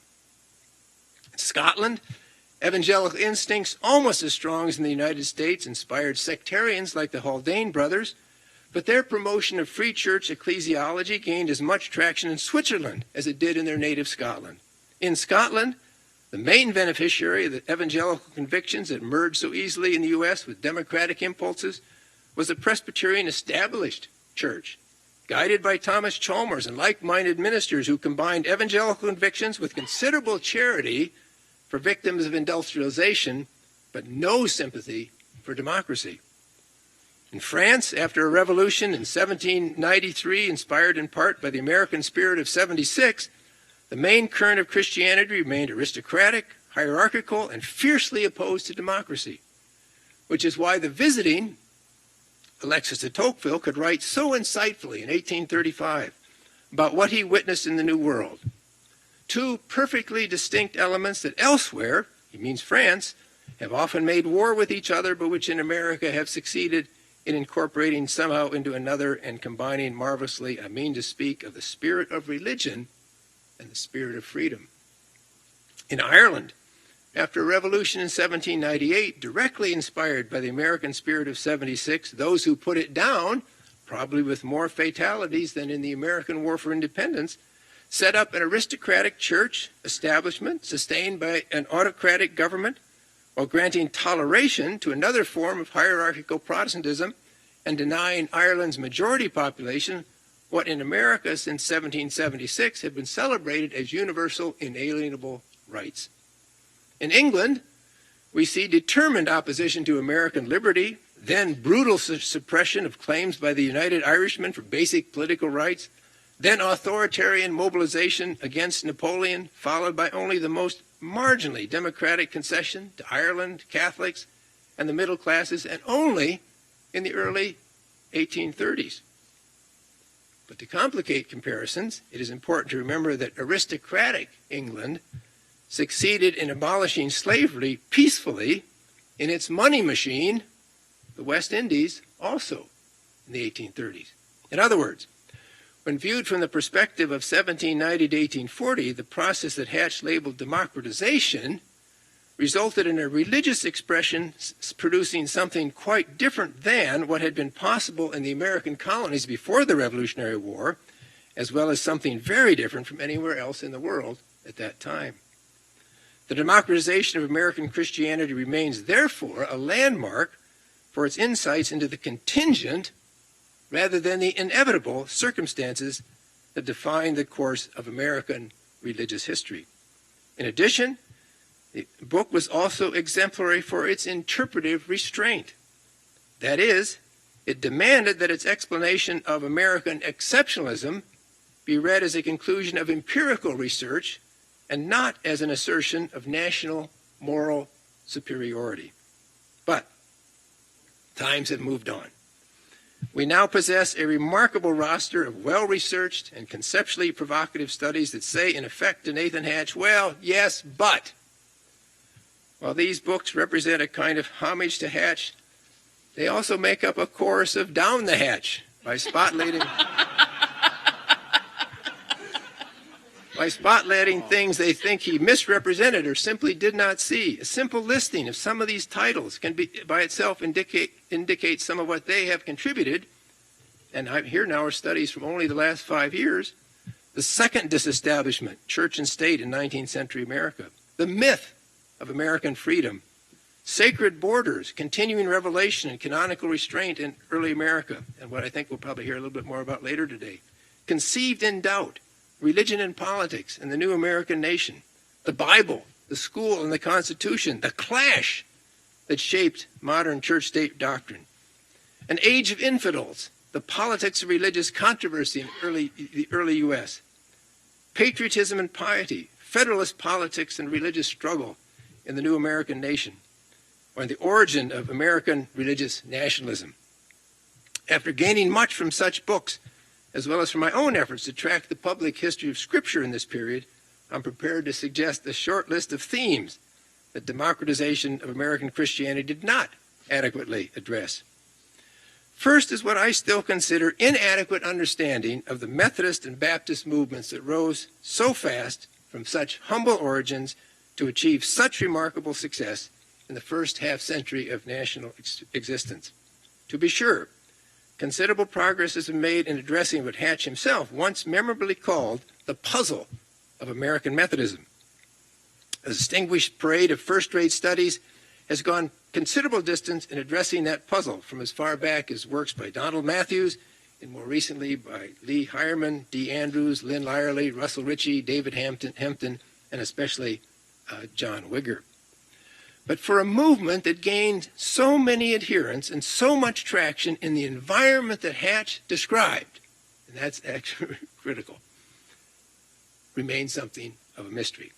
Remember that in a nation passionate about political principles, the Methodists, so long as Asbury lived, deliberately eschewed political involvements. In an ideological moment deeply invested in republicanism, the Methodists proclaim a Christian message with only modest concessions to American notions of freedom. Here, just as an aside, John Wesley, Francis Asbury's Arminianism is an Augustinian Arminianism, not a Finneyite type of Arminian religion.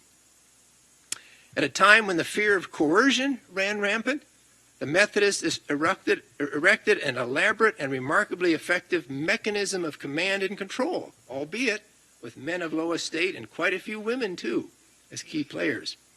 After Asbury died, American Methodists did become more obviously American, beginning to engage in politics, joining the drive to set up schools and public newspapers, and accommodating themselves to slavery. But until then, Methodism had adapted only partially to the new nation's cultural norms, and yet it was the religious marvel of its age. If the puzzle of American Methodism is only partly solved, I am aware of almost no compelling accounts for what I would call the deeper puzzle of American Baptists. While solid monographs on discrete Baptist topics have multiplied, general efforts to explain Baptist experience in relation to the broad national environment are thin on the ground. As an outsider who has never done any real research, it still seems to me that Baptist traits came very much closer to national characteristics than was the case for Methodists. That is Baptist localism, Baptist individualism, Baptist resistance to national voluntary organizations, Baptist rejection of infant baptism and so of traditional structures of family authority.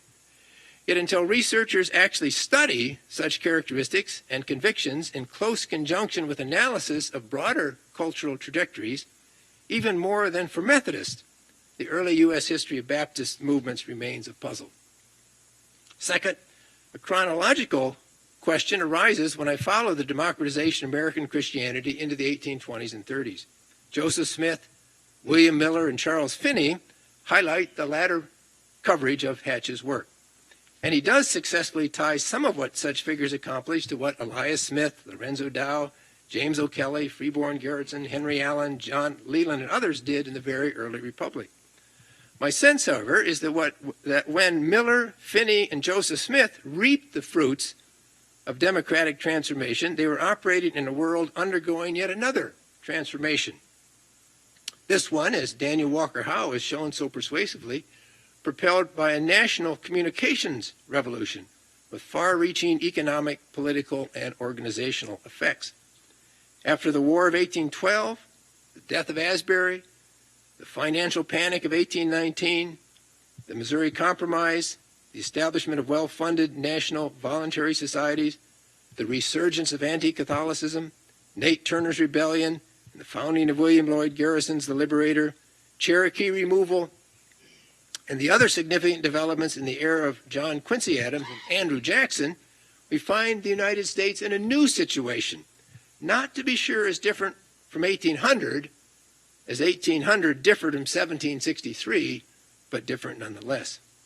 As a consequence, explaining the appeal of the Millerites, the Mormons, and Finneyite revivalism in the same terms as those that drove development at the early turn of the century is not fully persuasive. Third is a different kind of recent scholarship has been documenting the United States slave system was more pervasively ingrained and pervasively influential than most American historians, including religious historians, have recognized. As just one instance, I'm impressed with arguments made recently by Sarah Behringer Gordon that the Virginia Statute for Religious Freedom of 1786 and the push it gave toward the No Establishment Clause of the First Amendment of the Constitution involved more than just the triumph of Enlightenment and sectarian Protestant ideals. She has pointed out that for slave owners, as well as for non-slave owners benefiting economically from the slave system, the separation of church and state meant protection against attacks on slavery from institutional religion, parenthesis, of the sort that did in fact contribute to abolition in Britain.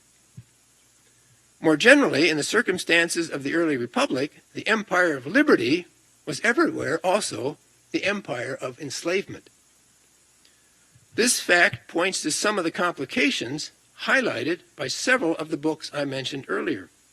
Informal but real cultural coercion, paralysis in the face of doubt, and paranoia about infidel conspiracies did not apply so much to the early Methodists. They did characterize some Baptist groups, and certainly could be found among the old guard religious establishments that the democratized groups were overtaking. My point is not that historians of early U.S. religion should let a hermeneutics of suspicion dominate their every paragraph.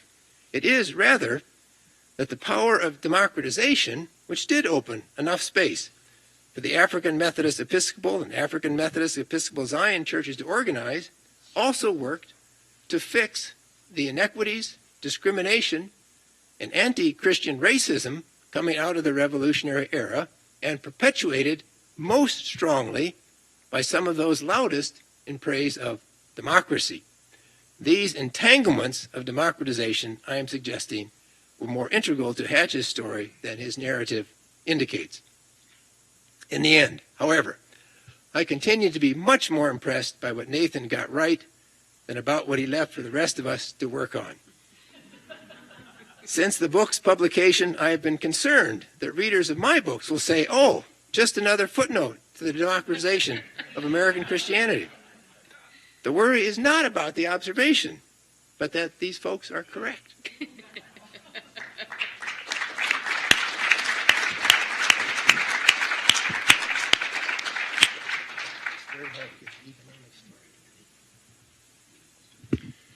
My colleague Kate Bowler is here, and we've talked about someday we're going to put together a book on the great throwaway lines in American religious history. And I think Down the Hatch has got to be the premier line in that book, Kate. Yeah. Just one comment before we break. A friend who was in graduate school with me said once that, with reference to stuff we publish, it said pages need to be weighed, not counted. And I think that phrase applies so much to what we're seeing again and again with Nathan's book, how weighty it is and how it's reverberated. And there, in our next session, one of the great compliments to the book is that it has generated some very serious, thoughtful, critical, in the good senses of the word, responses. And so stay tuned. We will take a 15-minute break, and we'll come back for round two.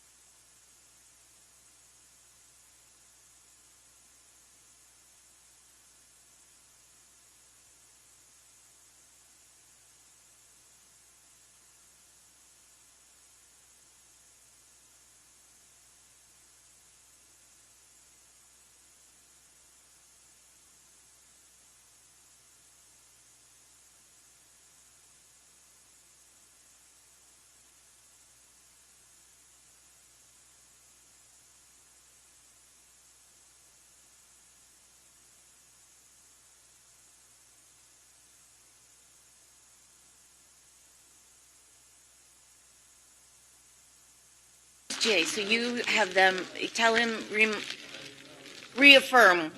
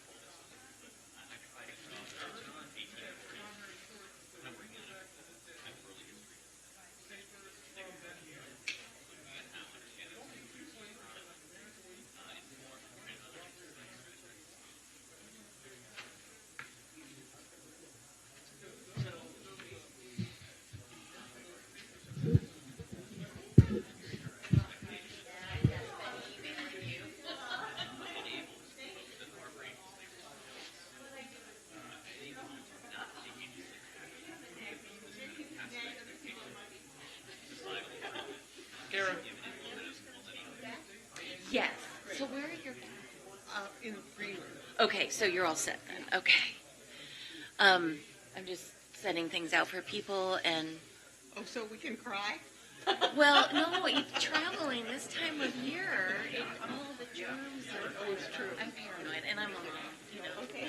So Literally, I mean, we have the students in our department just literally like a mother. They come in with all their problems. they call me Mama Sometimes say, Sheila. Sheila, you need to work on the budget.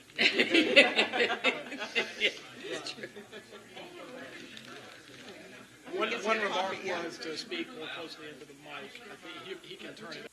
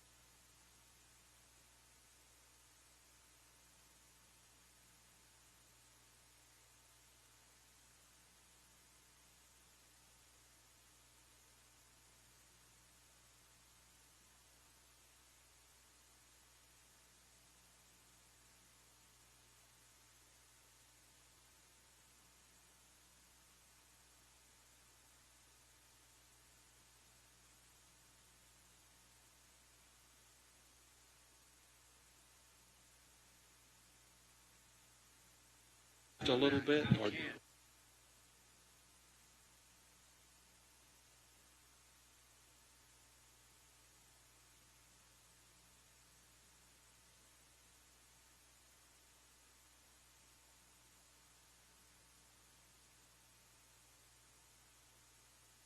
Yeah.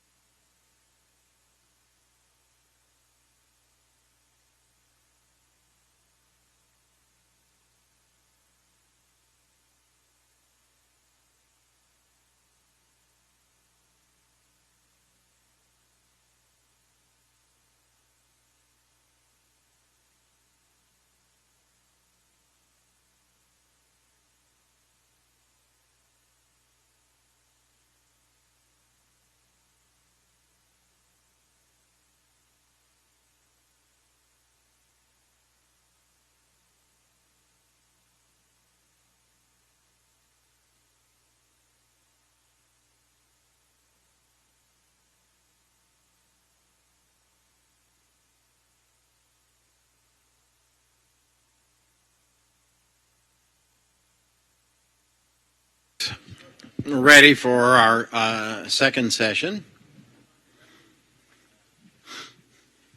I'll give you a second to sit down.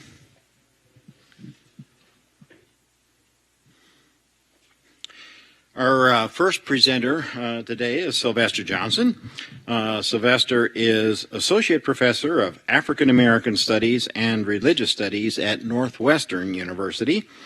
His research examines religion, race, and empire in Atlantic geographies. Before joining the faculty at Northwestern, he taught religion at Florida A&M University in Tallahassee, Florida, and at Indiana University in Bloomington. His first book, The Myth of Ham in 19th Century American Christianity, Race, Heathens, and the People of God, examines black Christianization and its ties to religious hatred, which was promoted through interpretations of the Noah legend. The book won the American Academy of Religion's Best First Book Award in 2005. Sylvester has just completed African American Religions 1500 to 2000, Colonialism, Democracy, and Freedom. And this book will be coming out later this year from Cambridge University Press. The book interprets the linkage of democracy, colonialism, and freedom. Sylvester is a founding co-editor of the journal Africana Religions, a peer-reviewed quarterly journal that publishes research on religion in Africa and throughout the black diaspora. Among his current research projects are a co-edited volume on religion and the FBI. That's right, on religion and the FBI, and a study of the humanistic challenges posed by the development of machine intelligence. Those books are going to sell. No question about it. There's tremendous curve value in both of those books. Second presenter today is Seth Perry, and I have to give Seth credit for being the intellectual instigator behind this whole conference. Seth started planning it a couple of years ago in another venue, and that didn't work out, and so he reconceived, and we talked about it, and it's really Seth's idea that the time has come to have a serious conversation about this landmark book. Seth is assistant professor of religion in the Americas at Princeton University. During 2013-14, he was a visiting assistant professor at Indiana University, Bloomington. Seth's research interests include print culture, American religious history broadly, and the creation of individual religious authority. His current book project, to be called Abandoned Quarries, Bibles and Authority in Early National America, explores the material, rhetorical, and performative aspects of Bible usage in the early 19th century. Perry has received fellowships from the McNeil Center for Early American Studies and the American Antiquarian Society. As an article called What the Public Expects, Consumer Authority and the Marketing of Bibles, and that article appeared in the Journal of American Periodicals. And in previous work, appeared in a book called Gods of the River, Religion and Culture Along the Mississippi. I've got to get that book. I mean, that just sounds fascinating. And he's contributed to a variety of other journals. Our final presenter today will be Amanda Porterfield. Amanda is the Robert A. Spivey Professor of Religion and History at Florida State University and recent author of the book Conceived in Doubt, Religion and Politics in the Early American Nation. And Amanda writes a work inspired in part by Nathan Hatch's book, The Democratization of American Christianity. Well, in some ways we might say that. I mean, the other way around, too. But Amanda has written many books, and 9, as I count here, and actually I have used 6 of her 9 books as required reading in my own courses. Besides Conceived in Doubt, some of the other important books include The Protestant Experience in America, Healing in the History of Christianity, The Power of Religion, Mary Lyon and the Mount Holyoke Missionaries, and Female Piety in Puritan New England. And Amanda doesn't know I'm going to say this, but her book on healing in the history of Christianity has reappeared repeatedly in doctoral dissertations written at Duke. It's had a lot of influence. Amanda also has been the co-editor of the Journal of Record in our field for 10 years, and that journal is called Church History, Studies in Christianity and Culture. And I'll just say one more thing, is Conceived in Doubt is a bold book. It's a courageous book. It takes courage to take on a very strong, another very strong book and strong historian, and to think hard, critically, and fairly about what else there is to be said. And that's how I would say it. There's more to be said about the story. And Amanda has courageously done that. So we'll start with Sylvester, and then Seth, and then Amanda.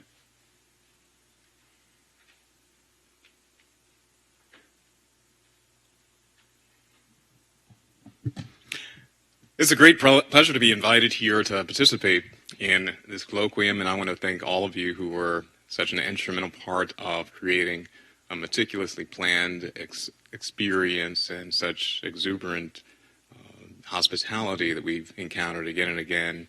I've been offered so much dessert, ice cream, unlimited, and all kinds of things. So it's been a very pleasurable experience. And I had even asked Professor Hatch if this were going to be a weekly event, because my weekend calendar is suddenly always open. So this is a real treat. And what I want to do is to suggest, by way of talking about the one part of Black Christianization that was tied to the creation of Liberia as a settler state, I want to suggest how Professor Hatch's text prompts us to understand and to think further about how the history of democratizing Christianity might be understood as part of important dimension of forging Western liberal democratic states. And so I'm going to say a bit about this Liberia colony as a settler colony, as a racial state. These are not completely unprecedented, but certainly typically unconventional ways of representing that history, and it has direct ties to the history of this democratized Christianization in the United States. Professor Nathan Hatch's Democratization of American Christianity needs no introduction, certainly by panel 2, because it's been so eloquently examined, its contents by now. So suffice it to say that in the 26 years since its publication, this fascinating study stands as an important scholarly demonstration of the impact that populist Christianity rendered in the early decades of the Anglo-American Republic. The book garnered quickly several awards following its publication, and it is easily among the most widely read narrative histories of American religions. So if you are in or in proximity to the subfield of American religions or religions in the Americas or some variation thereof, and you've not read this book, I think their copy's still outside. You can catch up with the rest of the people in your area.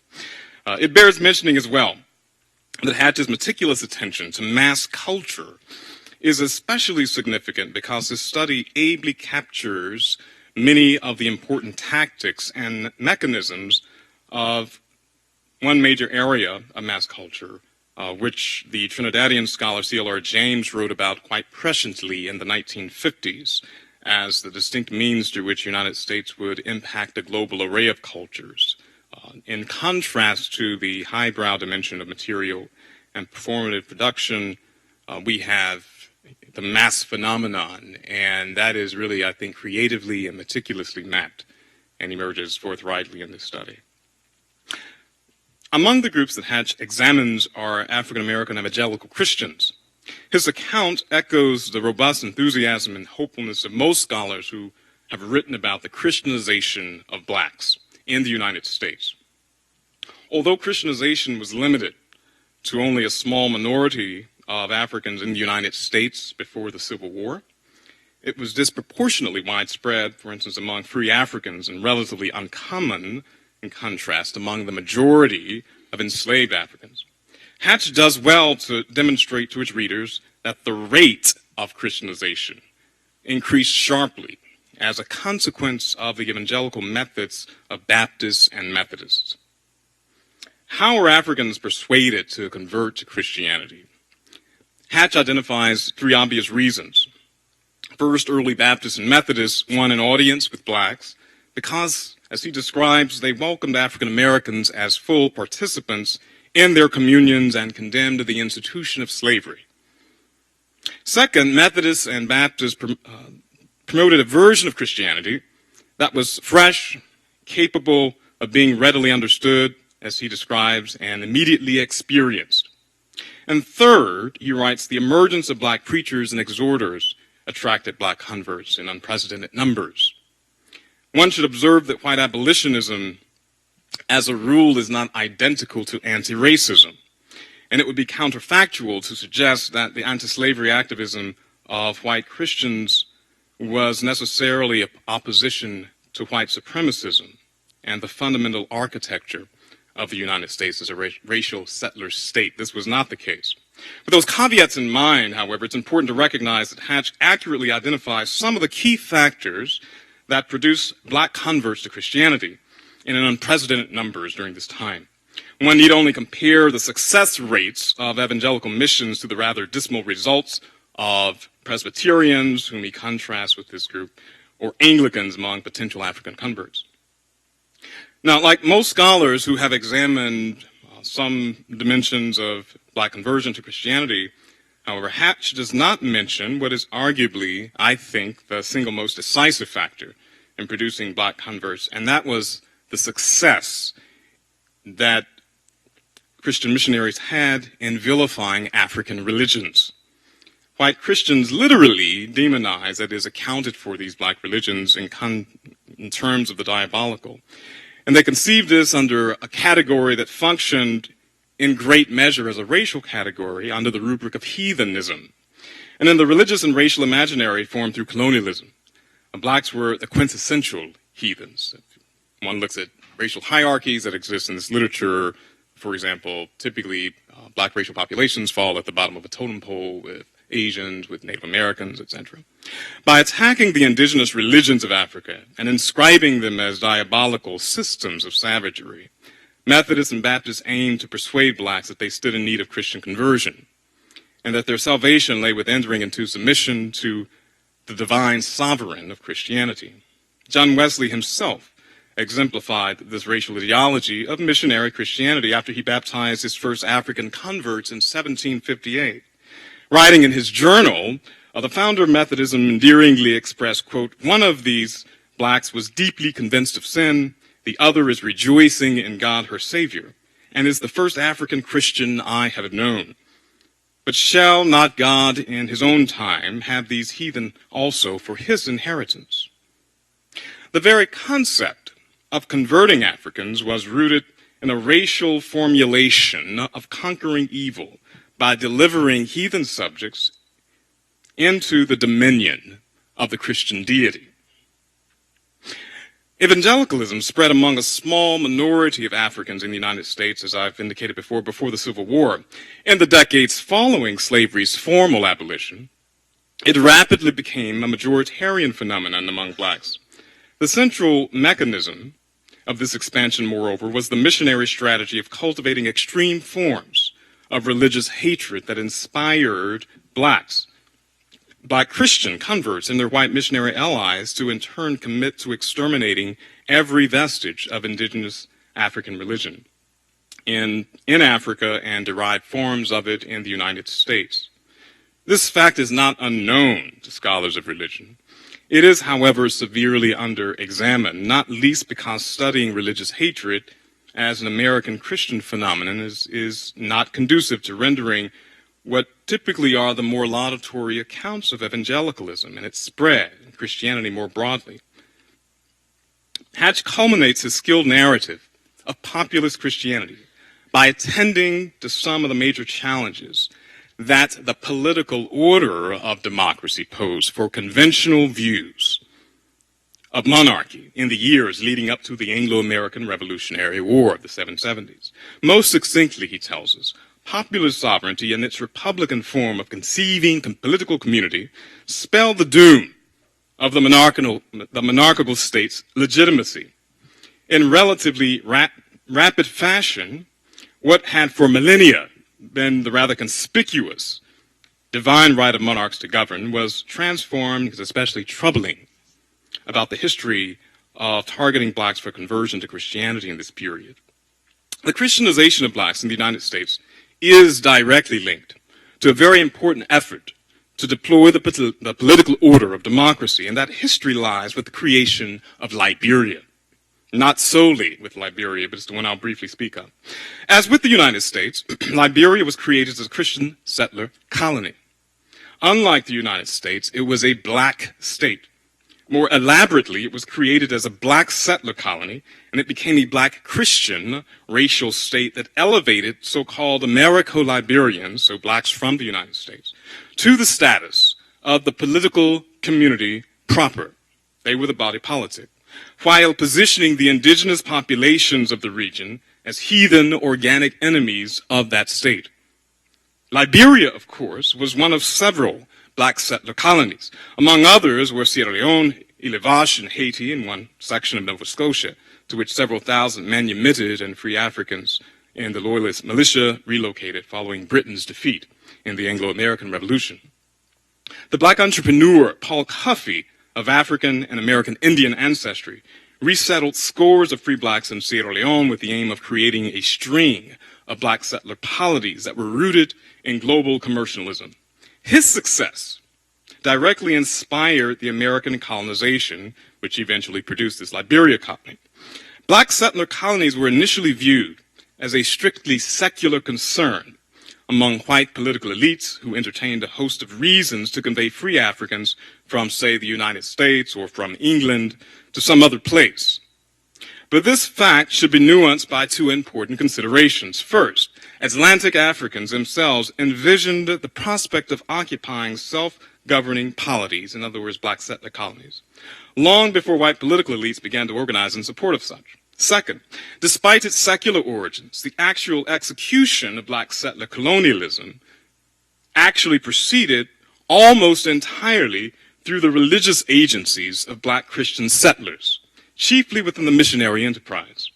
The one important exception to this case were African recaptives who were rescued from slave ships at sea and subsequently transported to the ports of West Africa under British control. Otherwise, free Africans joined this venture in the interest of promoting Christian polities. They typically provided all or most of their own funding, which explains why the thousands who relocated nevertheless constituted only a tiny percentage of blacks in the United States.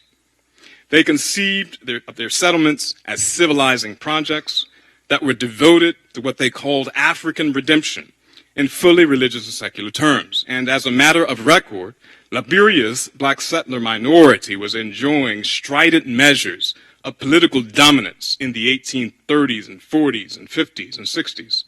In other words, at the very time that blacks in the United States were growing increasingly uncertain about the prospect of struggling against slavery and living as racial outsiders in a white republic. This development hints at the linkages, and I think not contradictions, but linkages, that bind colonialism, freedom, democracy, and slavery. Indeed, scholars have recognized for some time now that the war for white freedom and revolution actually magnified and further entrenched the institution of African slavery in the United States. To fully appreciate why this is so, one must keep in mind the unique essential role that slavery played as a mechanism of governing populations.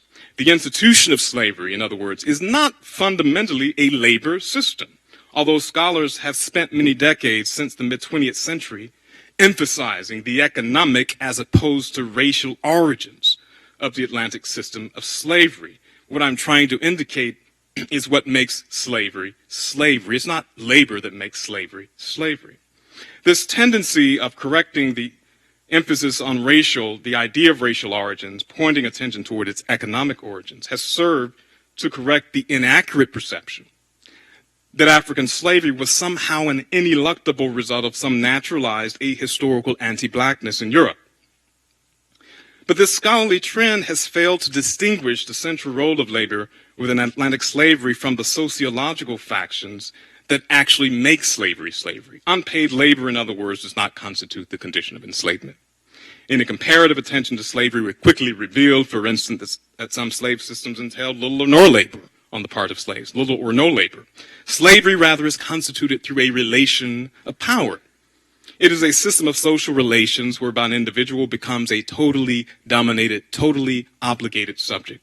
And this domination has typically entailed the practical prerogative of masters to determine the life and death of slaves. Atlantic slavery, moreover, typically mirrored other systems of slavery insofar as slaves were natively alienated and dishonored in a system where honor accrued to slaveholders through a perverse political economy of what's called timocracy, referring to an honor-based system.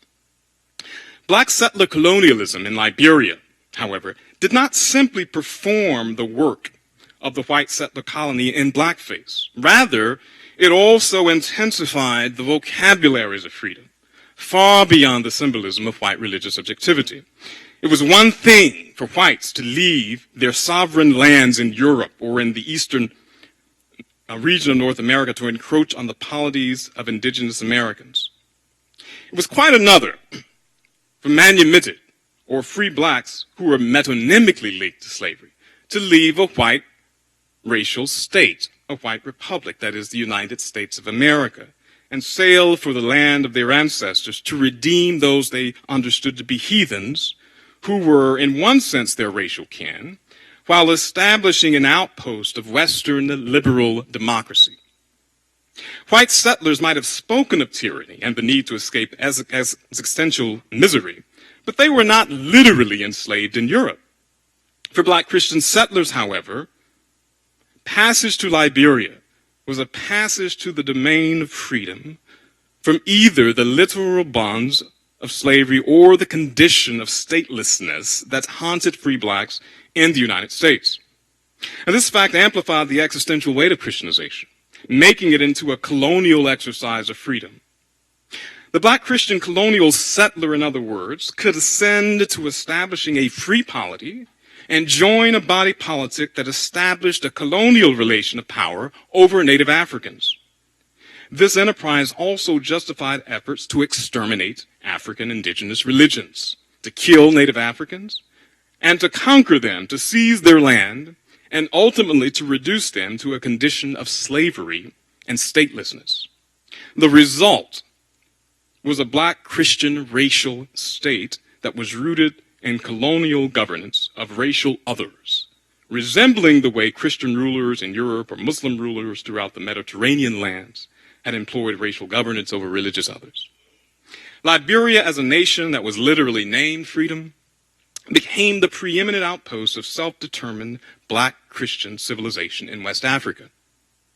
The political formation of Americo-Liberians as a nation, as a patrie, as a people, was necessarily enabled through their participation in a democratized Christianization, which they in turn replicated in Liberia through a racial formation of Christianness versus heathenness.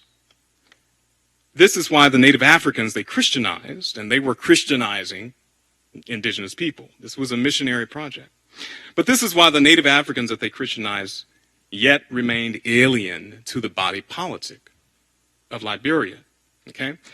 So the racial history of Liberian democracy, I think, makes more easily visible the dark side of democracy in the United States, the multiple ways that democracy in the U.S. served to inspire and to mold black Christian settler colonialism. Populist Christianity, democratized Christianity, and I actually think that Professor Hatch has exactly the right term here, because what I'm pointing to, I'm trying to account for not as a contradiction of democracy, but as part of democracy. But this form of Christianity imprinted both religious modes and political order in Liberia. The United States was founded as a racial state, specifically conceived as a political community of white-only citizens. It holds the distinction of being the world's first constitutional democracy. The founders of the U.S. did not accidentally overlook the inclusion of Native Americans or blacks. Rather, the U.S. was perpetually at war against American Indian nations and incorporated some American Indians strictly as nationless Indians while administering genocide against other populations of indigenous Americans.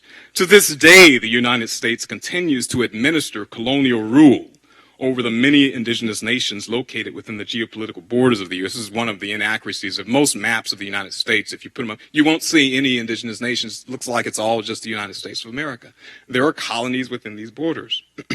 Blacks, on the other hand, were engineered into the architecture of the nation as a dominated population and reduced to the status of an internal colony, whether they were slave or free, with no semblance of national status.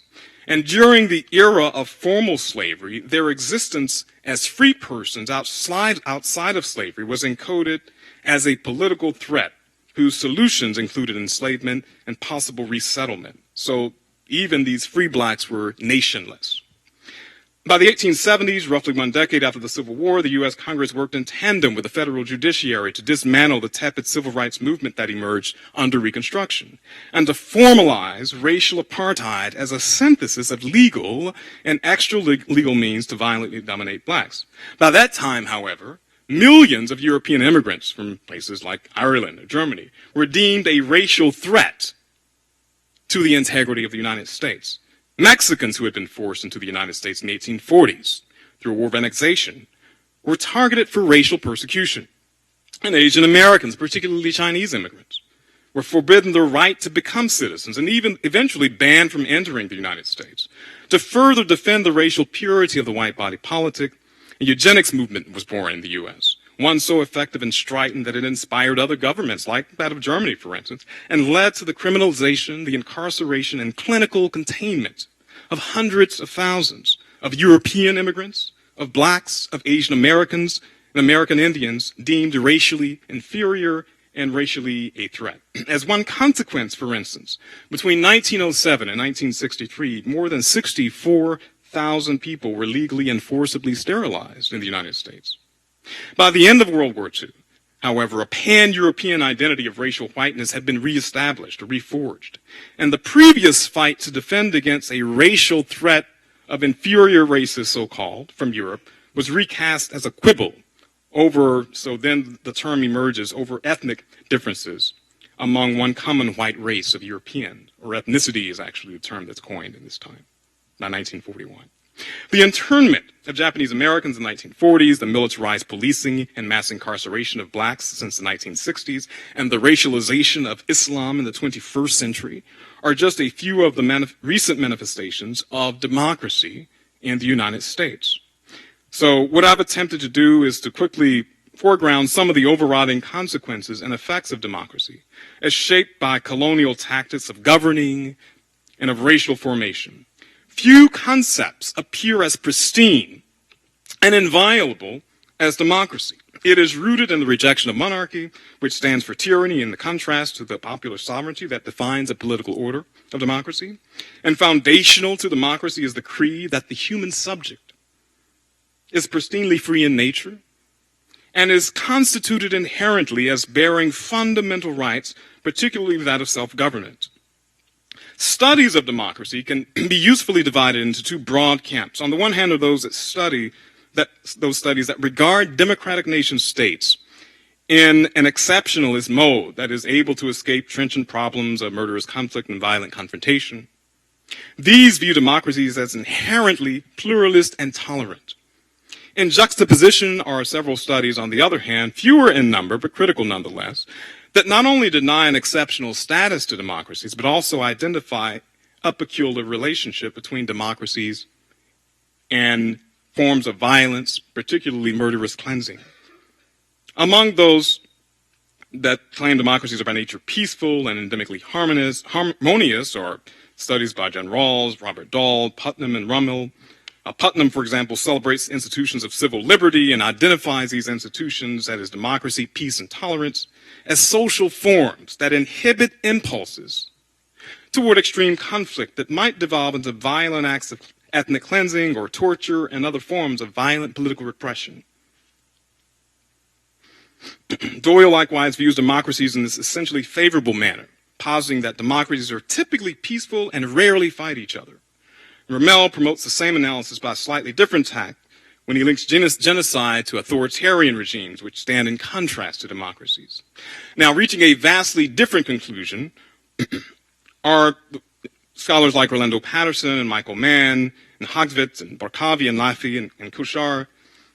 Patterson astutely gauges the genealogical history of Western freedom, although he concedes that, quote, the virtues of a democratic system of government need no defense. He nevertheless vigorously cautions that, quote, there is something evil at the very core of democracy, the exclusion and dominance of others. And throughout his study, in fact, Patterson demonstrates the perversity of the most treasured and venerated of Western ideas, and that's freedom. This jewel in the crown of the modern West has historically relied on brutality. Freedom has been for the free, and in the same society, domination for those who are unfree. Michael Mann strangely never mentions Patterson in his bibliography, but they're both sociologists. Patterson is at Harvard, which is not exactly an obscure college somewhere. So it's hard to figure out why he pretends never to have heard of him. But writing more than a decade after Patterson, he pursues the same sociological account in his mapping of democracy. Democracies, he notes, especially in white settler societies, might best be termed ethnocracies. In this way, they most intensively manifest the destructive consequences that obtain when ethnic unity outweighs citizen diversity. Patterson and Mann are not alone in reaching these conclusions. Other scholars have echoed their findings. Okay? So two things, I think that the scholarship that identifies democracy and what appear to be its others as actually part of a whole fabric, a continuous fabric, have actually correctly understood and have correctly accounted for these problems, instead of treating democracy, democratic freedom, and its others as inherent contradictions. Two things become apparent in light of the history of the Liberia Christian settler state and the democratized Christianity that targeted blacks for conversion. First, that democratic freedom as a political order is inextricably, genealogically rooted in slavery and empire. Second, that the very exercise of self-determination, of freedom, has been a colonial project. I think that's how it began. I think the historical record bears it out. I don't think these are contradictions. I think that they adhere as one larger fabric. The problems of killing, displacing, and conquering the native peoples of West Africa to create self-determining polities existed not in spite of democratic freedom, not as contradictions, but as enabling conditions of democratic freedom. The imperial arrogance and lethal hubris endemic to settler colonialism, moreover, emerged precisely because of the relations of power and the political order that constituted the dream of freedom.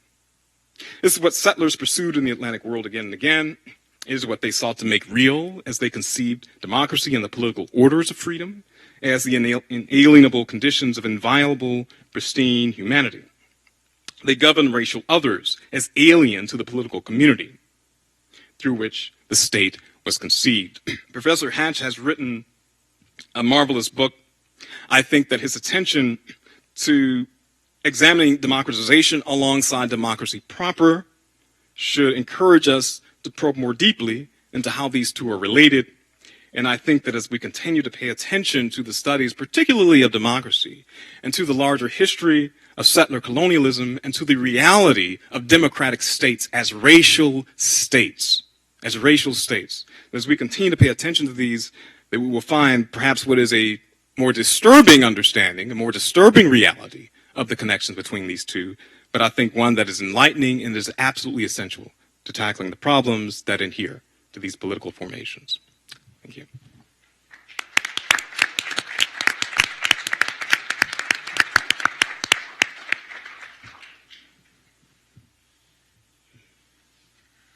So it's not immediately germane to my presentation, but I can't not mention it. Lorenzo Dow, who, like Nathan Hatch, is having a moment today, I think. I just finished an article about Dow, so I'm very excited about this.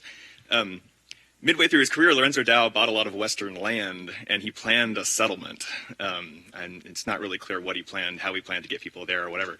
But as part of that, he planned a settlement for free blacks. At least his biographer thinks that that's what part of the map was intended for. It now exists only as a name on a map, so it's kind of hard to tell exactly where that was going. But so I want to start by saying, so I've been telling friends since the lineup for today came out that I kind of feel like reciting or singing that song from Sesame Street, that one of these things is not like the others. My books are all aspirational at this point, which makes them fantastic. Like Schrodinger's cat, until they come out of the box, they're good. I'm honored to be here. I submitted a proposal to do this because it's an idea. It was just obvious, right? And it wasn't accepted, and this has come together as a great, and I think for being more intimate, even better kind of way to do this. So I appreciate being included. I will try and be brief and commensurate with my status here on this list. So. My own overriding scholarly interest is in religious authority in America, which makes democratization a primary interlocutor for me for all of the questions that I'm interested in, just a key touchstone. Democratization presented the field of American religious history with an invaluable blueprint for identifying and understanding an American form of religious authority, one that is individualized, popular, dispersed. We've heard a lot about this already today. Hatch's elaboration of this authority primarily focused on authorities, so the voices that did this dispersing of authority, right? And while I think democratization answered many questions and continues to answer many questions for us, subsequent scholarship still struggles to account for the paradox that's buried in there, right? Between populist movements democratizing public leaders, right? What's the relationship between the leader, the person who wants to tell you to think for yourself, and then the audience who is being told to think for themselves, right? That's a thing that I think we can look at more closely, how to reconcile those two facts. So in a few remarks, I want to highlight the questions that this paradox demands that we ask, I think, and then suggest some ways that I think we can get toward at least some suggestions of an answer. And these have to do, for me, with reconceptualizing what we think about when we think about religious rhetoric, in particular this kind of populist democratizing rhetoric, to think of it not in terms of persuasion, but in terms of creation. And hopefully by the end, the distinction I'm making there will make sense. Not persuasion, but creation. And so I'm going to keep coming back to that theme. Hatch recognized communication skills as an integral part of his subject's success. To quote, as communicators, upstarts such as Elias Smith, Lorenzo Dow, William Miller, and Joseph Smith were folk geniuses. So many speakers today have marked out their favorite parts of the book. Folk geniuses was one of my favorite phrases from the book. They projected a presence that people found inviting, compelling, and authoritative. In general, democratization imagines those presences as successful because they were persuasive, because they responded to popular religious impulses. Much may be learned, I think, by recognizing that populist religious leaders did not simply respond to the young nation's spiritual impulses, they helped create those impulses, and in their own image, with their own intentions. I've come to think about this, thanks to Lorenzo Dow, in terms of pointing. In the summer of 1802, Lucy Hurlbut of Connecticut went to hear Lorenzo Dow preach, and he pointed at her. Dow pointed a lot. In 1802, he was not as famous as he would be, but he was famous enough, especially around where Lucy lived in Connecticut, which is where Dow was from. She made a special plan to make it to his sermon, having missed one 6 weeks previous. She went hoping to be touched by God's word, as related by one of his more eccentric spokesmen, and she was not disappointed. When the preacher arrived, he began his discourse. The word was set home to my soul, she wrote in her journal. After preaching a while, he left the subject, and pointing to me, since I've been practicing this or thinking about this presentation, I wondered if I would do it too, like pick out someone in the audience and point at them, just to make it felt. Pointing to me, the Lord enabled him to speak my case. He told of my former convictions and how the Spirit of the Lord had been striving with me. Dow, Hurlbut felt, told her about herself. I thought he described the situation of my mind better than I could have done. Dow pointed a lot. He indicates this much in his journals. This is a strategy that he employed quite a bit. He called out women for being overdressed in that sort of, you're wearing too much lace or whatever would have been at that time, but overdressed. Men for appearing to scoff at his preaching. Sometimes he pointed out people for no particular reason, just to sort of make the point, right, and to bring the focus. In his polemic publications, he also pointed. He had this way of finishing sort of a line of Lorenzo Dow logic, which isn't exactly what we call rational logic when he's making arguments, but he would sort of get to the end, and there would be a manicule. These are in his early publications. I mean, the old timey finger pointing punctuation mark that we've tragically lost in contemporary times.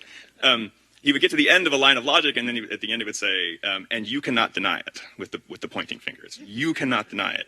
You're already implicated, right? You've already agreed with me. Right. This is what he's doing when he's pointing at audiences too. Now the pointing is a homiletic strategy. I think there are a lot of people in this room who could probably tell me more about how that might work for training ministers. It assists the goal of the sermon, which for an evangelical like Dow was to convict sinners and to bring them to pray for grace, like the social pressure brought to bear by Finney's anxious bench. Right. The pointing focuses the sinner's guilt, makes it acute. It also creates that guilt, though. The pointing is a uniquely transparent demonstration of the strategy of all rhetoric. The pointing finger situates, names, subjects its audience. Dow identified Lucy Hurlbut as a suffering soul feeling God's judgment, guilty over her past sins, and by doing so, he helped create that Lucy Hurlbut. In his sermons and his publications, Dow positioned his listener or reader as someone already implicated in what he was saying and subjected to his authority to say it. This is fundamentally different, I think, than thinking of rhetoric as persuasive, because persuasion posits a static, pre-existing relationship between audience and speaker. The speaker is coming to present arguments, and the audience is sitting there waiting, already composed, waiting to be persuaded, right? You're going to be rationally sort of thinking through the arguments being made. And what I'm trying to get to here is a more relational, active and dynamic relationship between speaker and audience. I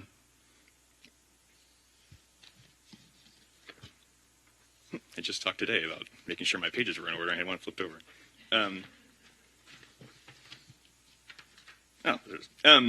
To attend to and consider the arguments, waiting to be persuaded. Rhetoric, meanwhile, provides symbols, narratives, themes for identification. It creates the subject to which it is aimed, and in turn is shaped by it. Speaker and audience are mutually constitutive. With this pointing, Dow didn't persuade Lucy Hurlbut to feel the weight of her sin. He told her that she already was. He didn't argue for his authority to call her out, but she felt convicted by his authority to call her out. It wasn't just guilty sinners that populist leaders created. They created followers. Dow was positioned as an authority, one who can pronounce God's judgment, and Lucy is the suffering sinner subject to that judgment. The Lord enabled him to speak my case, she says, to describe the situation of my mind better than I could have done. Right? Something she didn't even know about herself. Dow also did this with, he pioneered I think he was, as far as I know, he was the pioneer, calling people at the end of a sermon to come up and shake hands with him and agree to pray. So if you will agree to pray for yourself 3 times a day, I will pray for you 3 times a day. And Billy Sunday did this in later decades, but I think, at least as far as I know, it sort of begins with Dow. And that's also a form of this subjection. You're taking a little bit of Lorenzo Dow's authority home with you, right? When you've agreed, you've made a commitment, contract with him in front of everyone and to him to pray, right? And so it sort of stays with you. In Democratization, Hatch wrote that men like Dow empowered ordinary people by taking their deepest spiritual impulses at face value, and that is certainly true. What they also did, I think, was tell ordinary people what their deepest spiritual impulses were. That's what I'm trying to get to. This is not, and I think this is important to say today, this is not a rehashing of a social control kind of thesis. No one voice in this understanding of rhetoric and authority is hegemonic. It does, I think, it's also not about coercion, right, in the sense, although I think my own approach does owe something to John Butler's approach in A Washington Sea of Faith, which we've already heard something about. The lesson here is that it's not a one-way street for either part of this process. What I think this means, big picture, is that we need not regard the early national period as an era of sovereign individuality. It was just as much about the social, relational creation of subjectivities and authorities. Right? Dow's emphatically anti-institutional ministry is one thing. Other upstart leaders were much more transparent, even than Dow, in their creation of personal and institutional authority. Joseph Smith made every white man a potential priest, but all of that depended on the maintenance of his own authority as a prophet. His textual productions were not structured as arguments, but they were intentional. They were invitations. They invited their readers to treat them as scripture, with the attendant move of identifying themselves then as followers of a prophet. Right? You are the subject, the audience is being created in a certain way, and by accepting Smith's commitments or Smith's scriptures as scriptures, he is being created in a certain way, right, as the bearer of scriptures. Sometime in the first 2 weeks of June 1829, this is before the publication of the Book of Mormon, Smith issued a revelation, now canonized by the LDS Church as Doctrine and Covenants 18, addressed to Oliver Cowdery and David Whitmer, in which the Lord called them as apostles. I speak unto you, even as unto Paul, mine apostle, for you are called with that same calling with which he was called. Now that is a democratization of authority, right? You are now putting apostolic authority in the hands of some pretty regular guys, right? But it works. It's clearly appointing, right? He's calling them exactly in this way and asking them to acknowledge it. And it works when they acknowledge it by securing Smith's position as a prophet, which is a uniquely potent and powerful form of religious authority somewhere above that apostle, right? In June 14th, 1829, so this is something less than 2 weeks later. The revelation we can't date, but the letter we can. So at least by the 14th of June, Oliver Cowdery wrote a letter to Hiram Smith, Joseph's older brother, who was apparently at this point having some doubts about the work, maybe doubting his brother's calling. It's not really clear. But Cowdery wrote to encourage him. And he quotes that revelation as if it's scripture. It's not called out, it's not labeled. It's just as if in the same way that you would work a Bible verse into a letter in that way to encourage him in the work. He quotes it at length, right? And it has the effect then of moving that authority, moving Joseph's authority into this other relationship, right? Now, when Cowdery writes as an apostle, so now he is an apostle. He's offering advice in an epistle, right? He travels around and founds churches. He reports performing miracles. He takes on that role that he's been called to, and when he does that, it puts him in the position, it puts Smith in the position of being the prophet, being the one who gave him the calling, right? Accepting one creates the other. Accepting his own role as an apostle meant acknowledging Smith's role as a prophet, the conduit for the scripture that called him. The prophet creates an apostle, the apostle creates a prophet, and then the apostle goes off and recites that scripture to another audience entirely, right? So now Smith's authority is being is just present, right? Is that calling is happening at a remove, right? Which is the best way that it works, which is the most powerful way of doing it. The lesson also is that there's a hierarchy to this, right? So the prophet is somewhere above the apostle.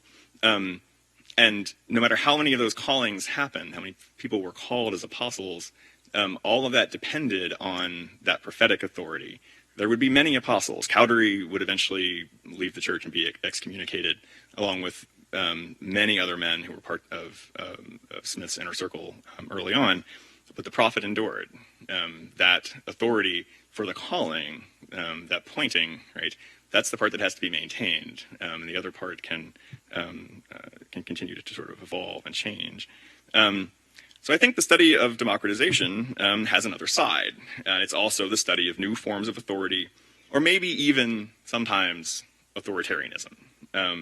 While admitting that the divorce of democratic aspirations from the realities of an emerging capitalist society was endemic to Jacksonian America, Hatch found that common people, Bibles in hand, relished the right to shape their own faith and submit to leaders of their own choosing, who were given acceptance, dignity, and meaning.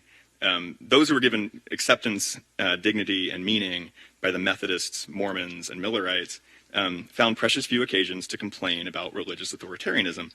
Each one of those groups, though, actually did see quite a bit of complaining about their leadership. Lorenzo Dow famously fought with the Methodist hierarchy his whole life. The Mormons saw a lot of excommunications among the leadership. Among Millerites, there was sort of back and forth about how and if to set dates both before for Judgment Day, both before and after the Day of Disappointment. In a very important sense, though, that observation supports the democratization thesis. Amid an ethos of diffused authority, followers felt empowered to call out the ironies of populist leadership. That itself is an example of people speaking up, people thinking for themselves, right? In another sense, though, I think it does frustrate the idea that the leaders of the Second Great Awakening, that these populist leaders, were ever common or truly peers of their followers, that the line between pulpit and pew was ever truly blurred. The point that I want to make here is that democratization denotes a movement in one direction, power moving to the people, but I think authority is fundamentally relational and dialogical. I think that the logic of authority that Hatch sketched out in democratization has room for this view of authority in a relational creation, having captured something real and important about the early national period. The rapid, unscripted development of new relationships of authority was, after all, the product of the conditions of that period as Hatch chronicled them. The displacement from power of the religious people of ideas by those who leaned toward popular culture, the powerful centrifugal forces that drove churches apart and gave new significance to local and grassroots endeavors, and the stark emotionalism, disorder, extremism, and crudeness that accompanied, this again, I'm quoting from Democratization, including that in the things that appeal, the things that worked in these calls for authority, that accompanied expressions of the faith fed by the passions of ordinary people. Those are the elements that made possible the development of new relationships of authority. The recognition of one's position with respect to authority had the effect of situating the followers of upstart leaders. And that effect looked much the same as it ever did, even if the means and style were different. They pointed. The new religious leaders of the early 19th century were not, I think, anti-authoritarian. They were promotional of their own brand of authority. This doesn't make them nefarious people. I think it just makes them people. Now in closing, in discussing relationships of authority, I'd be remiss if I didn't acknowledge that I'm now in a room full of my own authorities, and acknowledge that my approach comes from a fundamental contrarianness that I think is inspired by Hatch's work. Contrarianness with respect to the study of intellectual history and elite religious institutions, which ideas matter and whose ideas matter. I can trace that, I think, directly to my experience of this book. And so what Democratization taught me is that some of those things have their place, but they're not always where the action is, right? And you have to go where things are most interesting in your work. So thank you very much.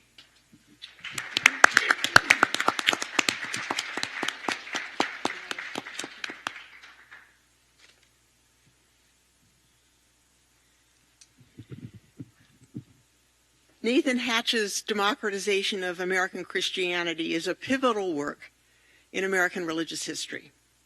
It's an honor to be here today to commemorate this achievement and comment on the book that makes a decisive turn to cultural context as a basis for understanding Christianity's transformation in the early American Republic. In contrast to Alan Heimert's approach to the American Revolution as the fruit of evangelical revivalism, Dr. Hatch approached the growth of evangelical movements in the early 19th century as the fruit of political change. This methodological advance moved away from idealism about religion as the principal driving force behind human history toward a more grounded approach to religion as a mediator of larger cultural forces. Evidence of this turn is discernible in many places in the academy where religion is studied. For example, the quarterly journal Church History added the subtitle Studies in Christianity and Culture in 1997 under the editorship of Grant Wacker and his colleagues at Duke. That subtitle reflects the broader and more culturally integrated approach to historical analysis of religion that Hatch's book helped to bring forth. My comments this afternoon focus on Christian responses not to the American Revolution, but to the instability of social and intellectual life afterward, and on the tragic elements within the process of democratization that Hatch's book acknowledged but did not explain. I will argue that evangelical organizations worked to manage the social turmoil that escalated sharply in the 1830s. In so doing, they helped establish the rhetoric of democratization as a powerful rationalization for American imperialism.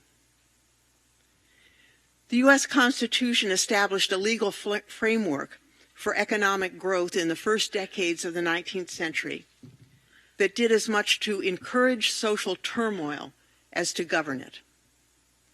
The Constitution also backed away from the egalitarian principle evident in the Declaration of Independence and evident in a variety of revolutionary movements in the Atlantic world at the end of the 18th century. As David Waldstreicher, George Van Cleve, and Edward Baptist have argued, Southern planters dictated the terms on which they would agree to enter a union of North American states, terms centered on property rights that allowed states to protect slavery and enabled slavery to expand. Building on the central principle of property rights, decisions by the Marshall Court in Fletcher v. Peck and Johnson v. McIntosh in 1810 and 1823 ascribed supreme value to legal contracts.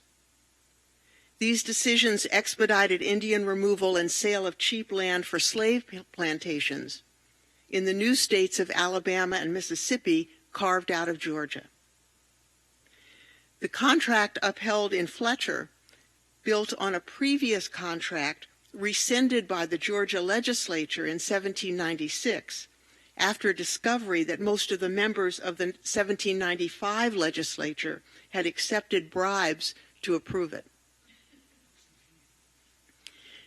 The enormous expansion of slavery enabled by these real estate ventures fueled rapid economic growth not only in the South, but also in the Northeast, where textile mills turned cotton produced in the South into cloth, thus creating the foundation for a fast-growing and increasingly interdependent national economy.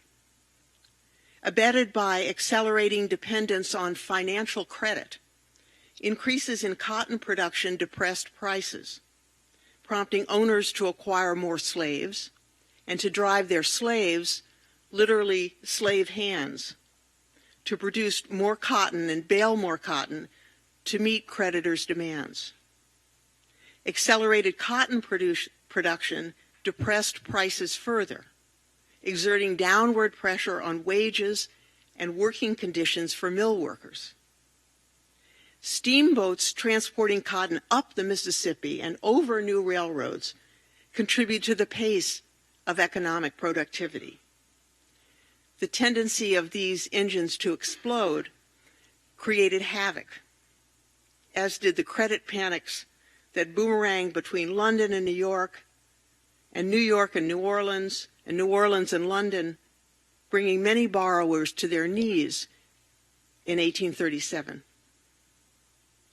Partisan rancor had escalated around the touchy issue of credit, with Democrats accusing Whigs of using banks to bleed the poor and establish a moneyed aristocracy, while Whigs faulted Democrats for balking at any government regulation of credit. Railing against the inequitable system of patronage Democrats perceived in state grants of corporate charters to banks and manufacturing organizations, Andrew Jackson denounced all banks and vetoed the bill to recharter the Bank of the United States during his presidency in 1832. Whigs denounced Jackson's veto speech as a manifesto of anarchy, and even disseminated copies of the speech as evidence of his unfitness for office. An outpouring of religious activity developed in the context of this economic turbulence and galloping demand for credit, including extraordinary growth among Methodists and Disciples of Christ and the emergence of Mormonism. As the Evening and Morning Star, an early Mormon newspaper, lamented in 1832, the times in which we live were nothing short of desperate. Old foundations are broken, the newspaper article wrote, and principles and maxims are undergoing a thorough and perilous revision, and that too upon a mighty scale. Only a radical reconstruction of Christianity like that envisioned by Joseph Smith could meet the challenge. The religious radical John Humphrey Noyes acknowledged the link between religion and the tumultuous events of his day in a letter of 1837 quoted by Hatch, in which Noyes declared that God has set me to cast up a highway across all this chaos, and I am gathering out the stones and grading the track as fast as possible. Efforts to transcend chaos generated their own turbulence, along with new forms of religious organization. In a more orthodox vein than Joseph Smith and John Humphrey Noyes, the evangelical reformer Mary Lyon threw herself into the work of advancing female education and religious conversion in America, and then outward from America to every dark corner of the world. "I really do not know when she sleeps," one of Lyon's students wrote in 1837, the year Mount Holyoke opened. "For she is up the first in the house, sometimes before 4, and once she rose at 1 thinking it was 5. The bell rung, and we were in great consternation, thinking the house was on fire." Lyman Beecher joined the chorus for high-pressure religious intervention in his 1835 plea for the West. Beecher's plan made optimism about the future contingent on aggression. If the moral culture of New England could be replicated in the West, Beecher explained, then this nation is, in the providence of God, destined to lead the way in the moral and political emancipation of the world. Celebrating 24,000 miles of steam navigation and canals and railroads, ensuring that a market is brought to every man, Beecher's vision of a Christian nation derived from the new forms of industry and commercial enterprises that he wanted evangelicals to control. Stressing the need for colleges and religious congregations to meet the tide of unevangelized immigrants that came rushing in like the waters of a flood, Beecher called for legions of ministers to impose organization and order on the otherwise uncontrollable greatness of a vast continent. Evangelicals would become the vehicles of America's perpetual and boundless prosperity. As mediators of economic and geographic expansion, evangelical organizations offer their own forms of insurance and credit infusion, with promises of spiritual protection and spiritual profit, stimulating more and more religious activity and strenuous appeals to divine providence. With religious organizations cropping up alongside new banks and financial networks to push American expansion forward, desperate pleas for forgiveness and extended credit resounded in religious spheres as well as economic ones. In many locales, religious organizations ran ahead of state and federal agencies, not only in imposing some degree of governance on a turbulent and frightening world, but also in expanding turbulence and fear. In Lowell, Massachusetts, and in other mill towns built on the Lowell model, religious organizations dovetailed with innovations in finance and manufacturing to establish America's first industrial societies. Moving beyond old customs of domestic piecework, Francis Cabot Lowell assembled workers in one place and orchestrated their labor, thereby introducing a new way of controlling the quality as well as the quantity of manufactured cloth. To support and enhance the lives of their workers, the investment company capitalizing the Lowell venture, known as the Boston Associates, built boarding houses and placed these houses under the charge of respectable women with every provision for religious worship. To encourage cultural refinement, the company underwrote the Lowell Offering, a periodical devoted to contributions from workers' pens. New churches soon appeared in Lowell, with subscriptions freely made by stockholders for different religious societies. Lowell's bold vision for a horizontally expansive and vertically integrated system of manufacturing made lasting contributions to corporate business in the U.S. But the communal harmony and virtuous workforce that Lowell viewed as critical for wholesome economic productivity could not be sustained.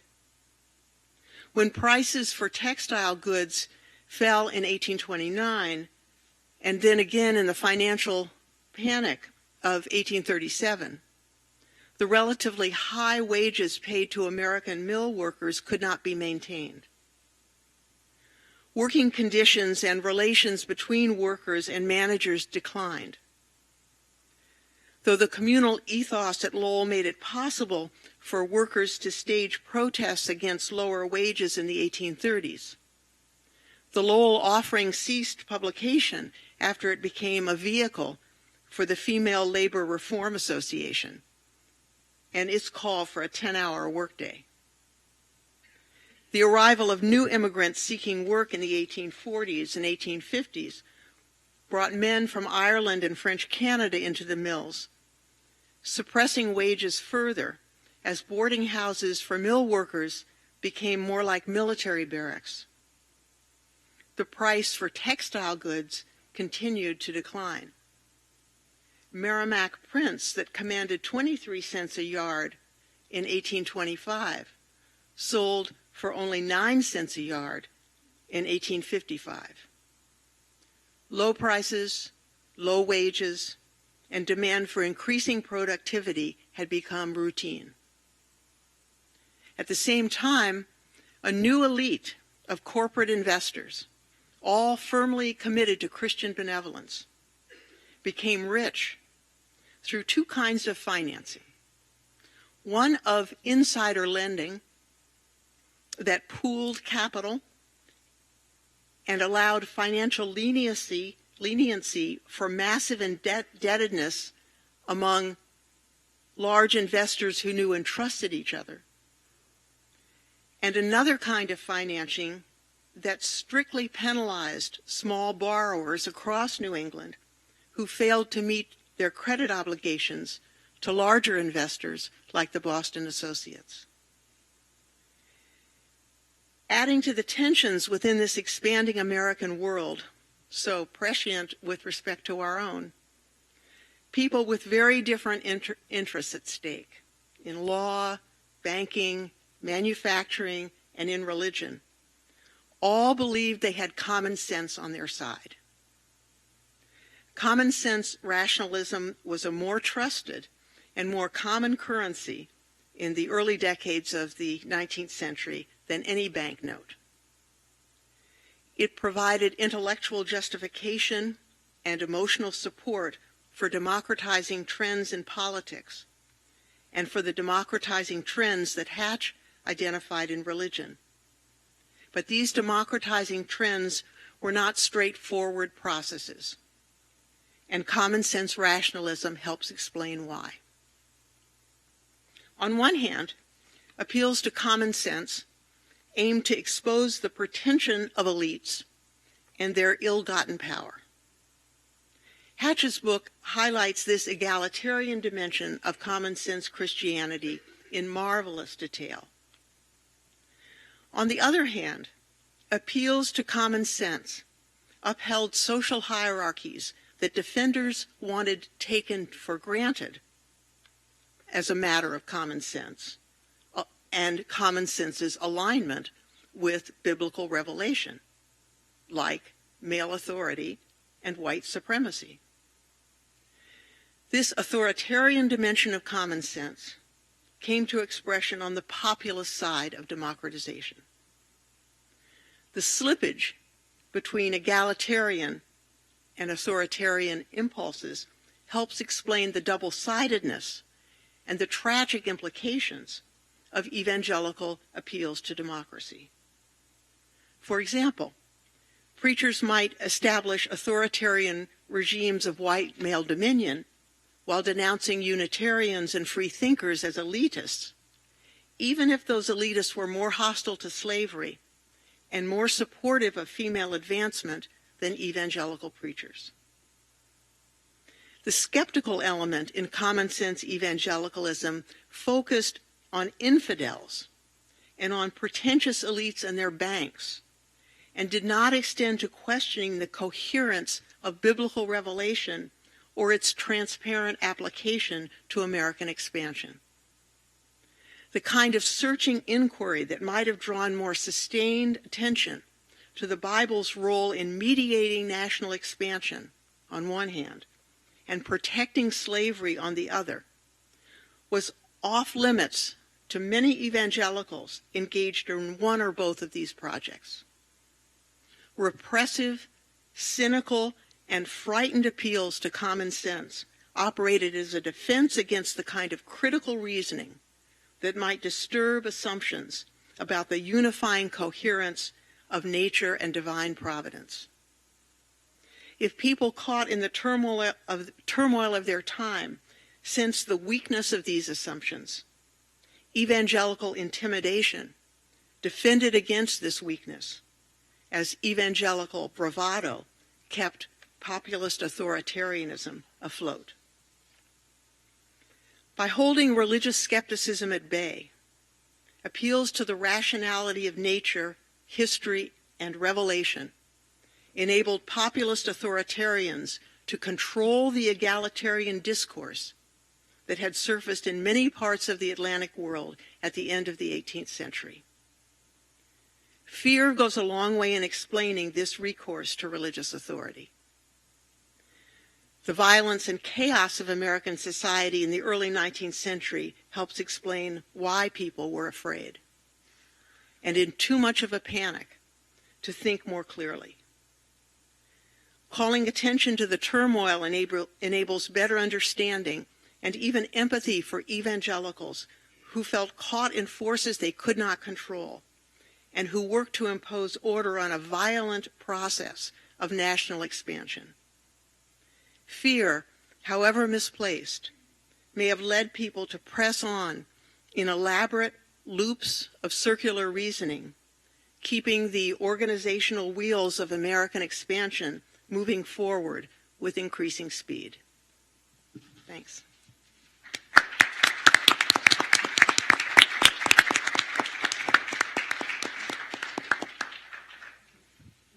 Well, our speakers in the second section have exercised wonderful economy of expression, and we have actually 12 minutes before our next session begins. And when I hear you saying something. No. Nat asked if we should go ahead, but some people are coming to hear you at 3:30. Yeah. For the culmination. Yeah. So you better wait. Yeah. So let's say 12 minutes and come back at 3:30. I didn't talk too fast. No, I'm wondering. I did too. I timed it. I wasn't saying 20 minutes. Right. Oh, thank you. Thanks again for this.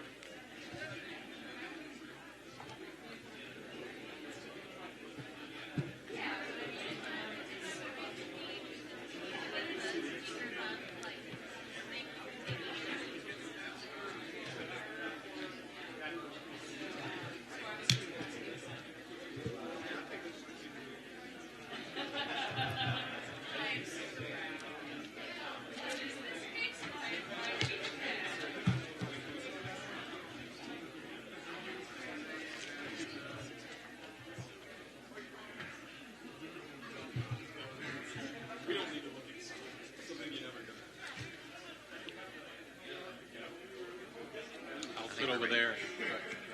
All right, folks, time to get started.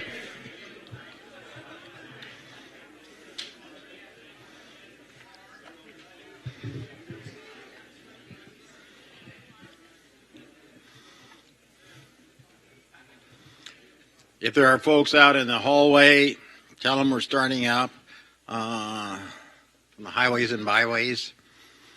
Okay, we have our marching guidelines from Jay for our final hour, and what we'll do is this. I'll introduce Nathan. Now, of course, you all know who he is, but I'll say a few things about his background that are relevant to us, and then we'll dismiss. No. Nat will have a chance then to respond as long as he wants. And then Professor Tom Franks, who's chair of the history department, will orchestrate our discussion. We'll have a discussion with our panelists and with President Hatch, and that should be just a lot of fun and the real payoff for coming today. Nathan Hatch was born and reared in Columbia, South Carolina. He graduated summa cum laude from Wheaton College, the one in Illinois, and earned his master's and doctoral degrees from Washington University in St. Louis. He held postdoctoral fellowships at Harvard and Johns Hopkins universities, and he has been awarded research grants by the National Endowment for the Humanities, the American Council of Learned Societies, and the American Antiquarian Society. I should say the ACLS is another one of these highly coveted fellowships, which I applied for and didn't get. Hatch became a member of the faculty at the University of Notre Dame in 1975, and I won't take time to talk about his very rapid rise through the ranks. Suffice to say that in just 14 years, by 1999, he received named endowed chair Andrew V. Takis, professor of history at Notre Dame. A decade before that, Nathan was appointed Notre Dame's vice president for graduate studies and research. In 1996, he became the university's provost, and I believe you were the first Protestant, is that correct? First Protestant who was provost of Notre Dame. And as provost of Notre Dame, he was the second-ranking officer under the direction of the president, and in that capacity, he exercised overall responsibility for the academic enterprise. He held the office of provost of the University of Notre Dame until 2005, at which time he became president of this wonderful university. And I'll digress for a second to say that, you know, in the ACC we do a lot of teasing about other schools, but no question that we have these great universities in central North Carolina, and we all have a lot of reason to be proud to be part of this really collegial relationship among these great universities. Dr. Hatch is regularly cited as one of the most influential scholars in the study of the history of religion in America. And I won't go on to repeat the encomia that we've already heard about the sacred cause of liberty and the democratization of American Christianity, but just bear them in mind. But let me add a couple of important things that we have not talked about yet. With historians George Marsden and Mark Knoll, who we have here today, Nat co-authored a volume in 1983 called The Search for Christian America. I've never Googled that one, but I am confident that that volume has been referenced almost as much as any book in the field. He has co-edited 2 books with Oxford Press, The Bible in America, and then Jonathan Edwards and The American Experience. In 2001, he co-edited a 3rd book called Methodism and the Shaping of American Culture, and that's with John Wigger. In 1982, along with Mark Knoll, he co-founded the Institute for the Study of American Evangelicals, again at Wheaton College. In 1990, now this is going to maybe sound a little bit detailed, but I'm going to make a point, so stay with me. In 1990, Hatch secured funding from the Pew Charitable Trust to establish the Evangelical Scholarship Initiative at Notre Dame, which provided grants for senior scholars, sabbatical funding, and for graduate students. And the point here that I think is extremely important is that in addition to all the books and articles that Nat has written, and in addition to the administrative achievements, we see a person who is constantly working to provide opportunities for other people. And I am one of the major recipients of that part of Nathan's very important contribution. And then finally, 1993, he was elected president of the American Society of Church History. Last year, he was elected to the American Academy of Arts and Sciences, which here in North Carolina we call tall cotton. And that is really the culminating step for any scholar in the humanities. Just another word. Jay Ford asked me by email how I ever came to know Nathan Hatch. And so what follows is a little bit personal, but it tells you something about him too. We met at an American religious conference at Harwichport, Massachusetts, which is a small town in Cape Cod, in 1975. It's a way long time ago. Nat was a postdoctoral student at Hopkins. I was still a graduate student at Harvard. And we both invited to the same conference, and I still remember our very first conversation. We were sitting on beach chairs, and we ruminated over whether either one of us would ever find a job. And more than that, we concluded that the prospects were really dim. So some things never change, but take heart. People do get jobs, all right? Several years later, after we met and we ruminated about how we would never find jobs, then Nat, who always had a golden touch with funding agencies, tapped the Lilly Endowment and secured a grant for what ultimately became the Institute for the Study of American Evangelicals.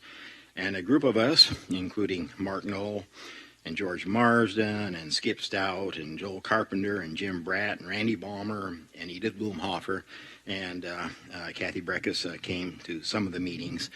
And it's just been an extremely supportive group. And I hope this for all of you who are academics coming along, younger ones, is to find a group that is so supportive in critiquing each other's work and encouraging. In those afternoons when we met in the Cape, we usually ended with a softball game. And in that softball game, Nat exhibited his extraordinary skills as a home run hitter and as a heartless third baseman. Well, we've remained fast friends ever since and co-laborers in the historical vineyard. I'm going to conclude with just a very personal note. A few days ago, I had my annual physical, which I do every 3 years. And my doctor, one of the two remaining country doctors in the world, said, "How you doing?" And I said, "Well, great." And he said, "What are you grateful for?" Isn't that wonderful? The doctor said, "What are you grateful for?" And I thought about it, and I said, "Well, first, I'm grateful for a wife of 43 years, and I'm grateful for 5 grandkids." And then I realized I'd omitted my kids in there. And then I said, I am deeply grateful, profoundly grateful for friends, dear friends. And this is grace that I've had such friends. And so I'd say in my life of 70 years on this earth, Nathan Hatch ranks among the very dearest.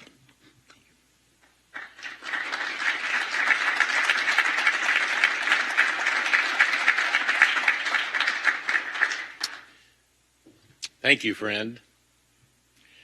It's a rare privilege to have all of you here today, friends and colleagues, some of whose professional careers have been intertwined for a long time, and others who are new friends. colleagues from Wake Forest and other places in North Carolina who were curious enough to show up to find out what Hatch did before he made the fateful decision to descend into administration. And I'm delighted that a number of students are here. It's a rare treat to have such a critical mass of outstanding scholars, and I trust these discussions will fire your curiosity and expand your interests.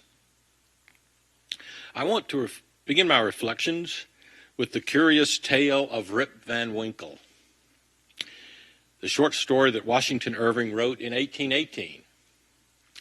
I use it for two reasons. The tale is a metaphor of the tumultuous and disorienting changes that took place in American life between the time of the American Revolution and the early decades of the new century. Rip, a simple-minded soul and mainstay of a small Dutch village, steady in its habits, he falls asleep, a loyal subject of King George.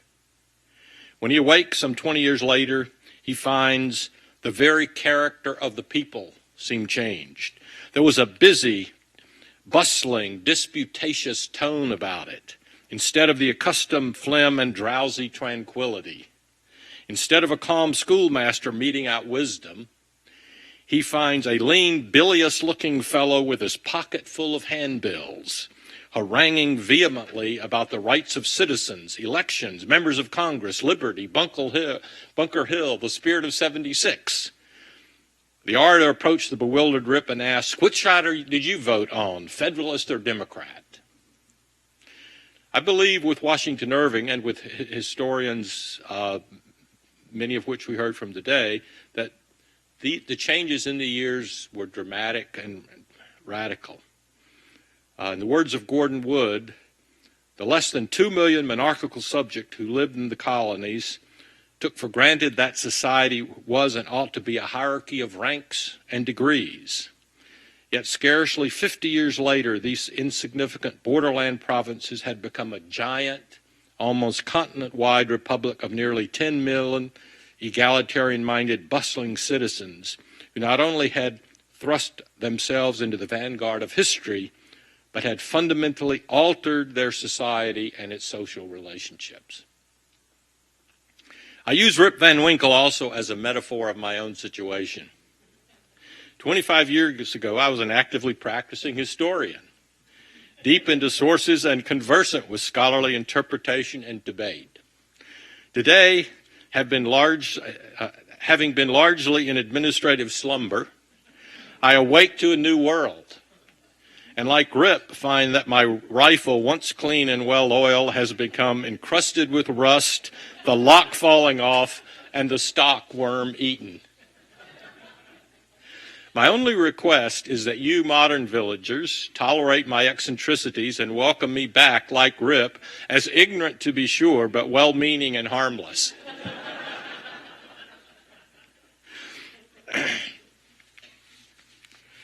I want to thank my colleagues for all their insights into how this book on democratization could be improved and expanded. But let me begin by explaining sort of how I came to the thesis of this book. After 2 years teaching at Notre Dame and the publication of my first book, The Sacred Cause of Liberty, I went in the fall of 1977 to the Warren Center at Harvard under the patronage of Bernard Bailyn. My project was High New England Federalism and its religious dimensions, in some ways an extension of my first book. It was still in the mold of studying Republican ideology, something which in the 70s and 80s was a dominant sort of paradigm. That was my project, free at Harvard to explore and expand my reach. I began digging into sources that explain New England political thought. It was in the fall of 1977. One day that fall, I spent perusing the diary of William Bentley, a brilliant minister from Salem, Massachusetts, who it is said probably had the second largest library in America. And at one time, Thomas Jefferson wanted him to become the president of the University of Virginia. Bentley crafted a meticulous day-by-day diary from the 1780s until the second date of the 19th century. What was striking about Bentley's depiction of life in Salem, Massachusetts in the first decade of the 19th century was the waning power of the religious establishment, whether Unitarian, which he was, or Orthodox, and the growth of exotic preachers and religious movements. Bentley watched with dismay as lower orders of the community, sailors, bakers, blacksmiths, blacks, women as well as men, championed religious convulsions, domestic fanaticism, and meeting mania. In 1810, the Free Will Baptist attracted 2,000 people for a night meeting and admitted 74 new members. Another sectarian church grew by 125 in a single year. Bentley noted that servants no longer were going to church with their masters. And on one Sunday, he complained that his own choir master, he couldn't have music because he left to attend public baptisms. What Bentley found appalling was that this rabble was trying to do theology.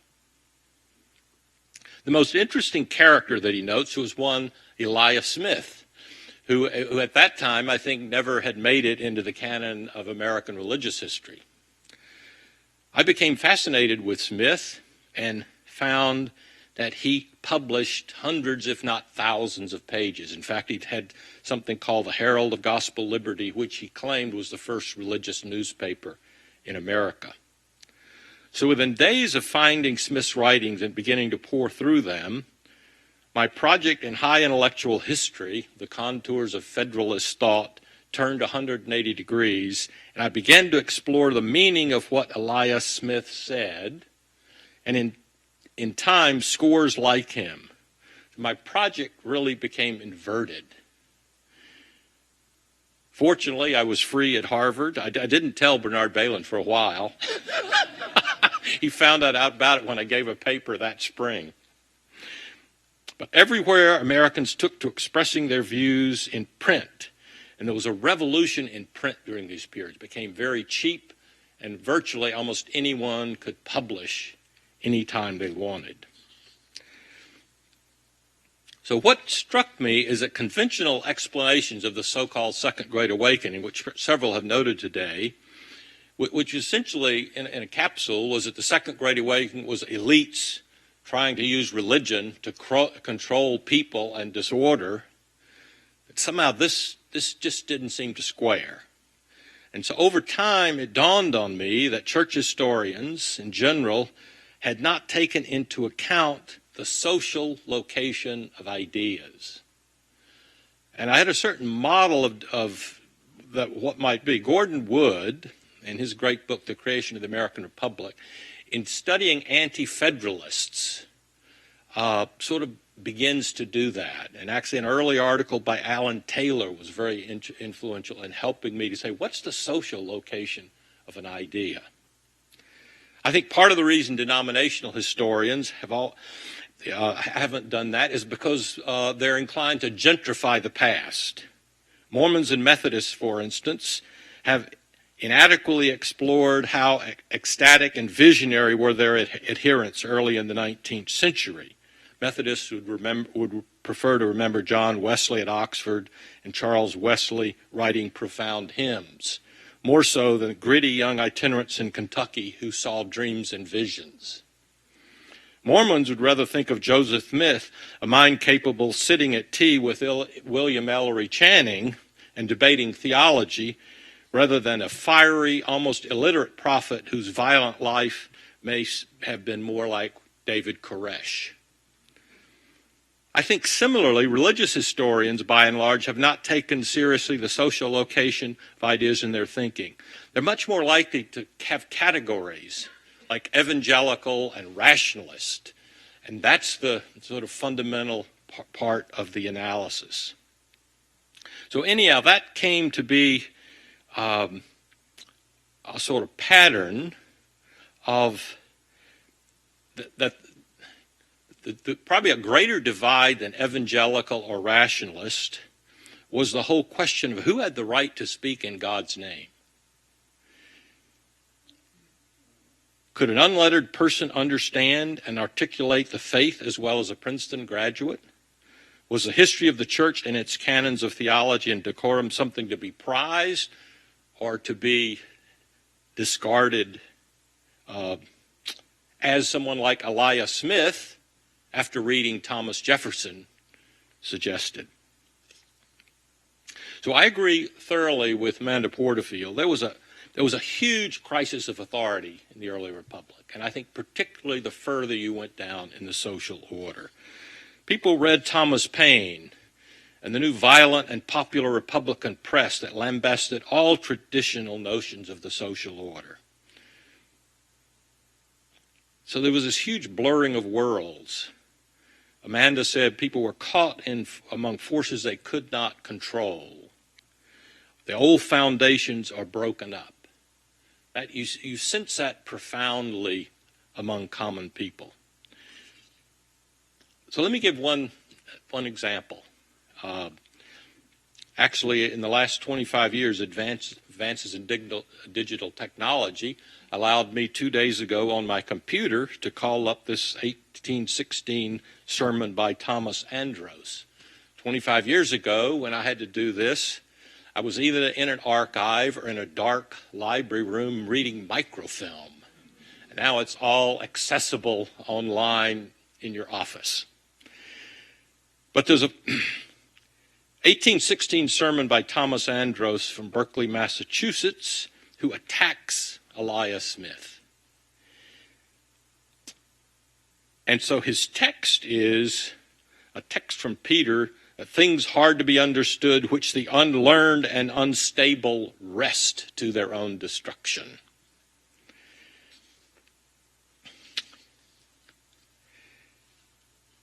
Let me just read a little of that sermon. Talking about Smith, he says, ridicule, sneer, malignant sarcasm, and reproach are the armor in which he goes forth.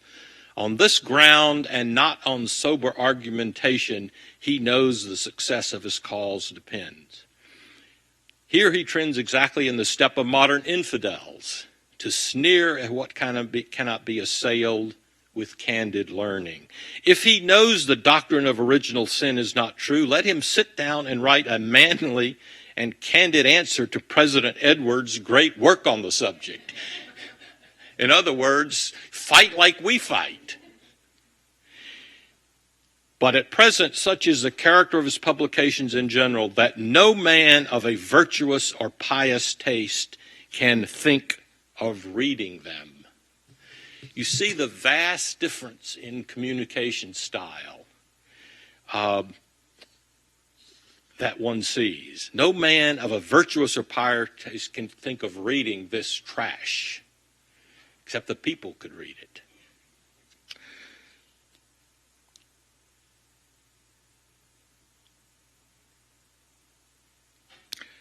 So my main point is that there is a whole crisis of authority. I tend to focus on politics because the early people I read made that immediate connection. But I think there was traditional notions of the church had huge things questioning them, and I think the competitive religious marketplace was very disconcerting. For instance, the mother of Joseph Smith found so many competing claims to truth, Lucy Mack Smith, that she said, I can't belong to anyone, and she found a minister who would baptize her as a solitary Christian. I think that you see the sort of crisis of authority that could lead her son to say, wipe it all away. We have to have a new age of the apostles. We have to completely start over. I was intrigued by Seth's discussion of sort of how one of these ministers connects to individuals, Lorenzo Dow pointing. And so I'm intrigued by sort of what charisma is. And sort of why when Lorenzo Dow pointed, or why would people come out to hear him when other people might begin to talk and no one would listen. So what's the nature of charisma? I agree with him. It's not just a speaker who responds to where the audience is. These speakers, many of them became real tyrants. But the question is, why did they connect? It's still a puzzle I have about Joseph Smith. He was an illiterate man who says he has these visions and the angel Moroni come. But why, when he spoke, did people gather around him? Now, in time, I think the way the Mormons grew is they took care of common people, forlorn people whom society had cast aside. But I think early on, you have to say that there is something, a charisma, just an ability to connect.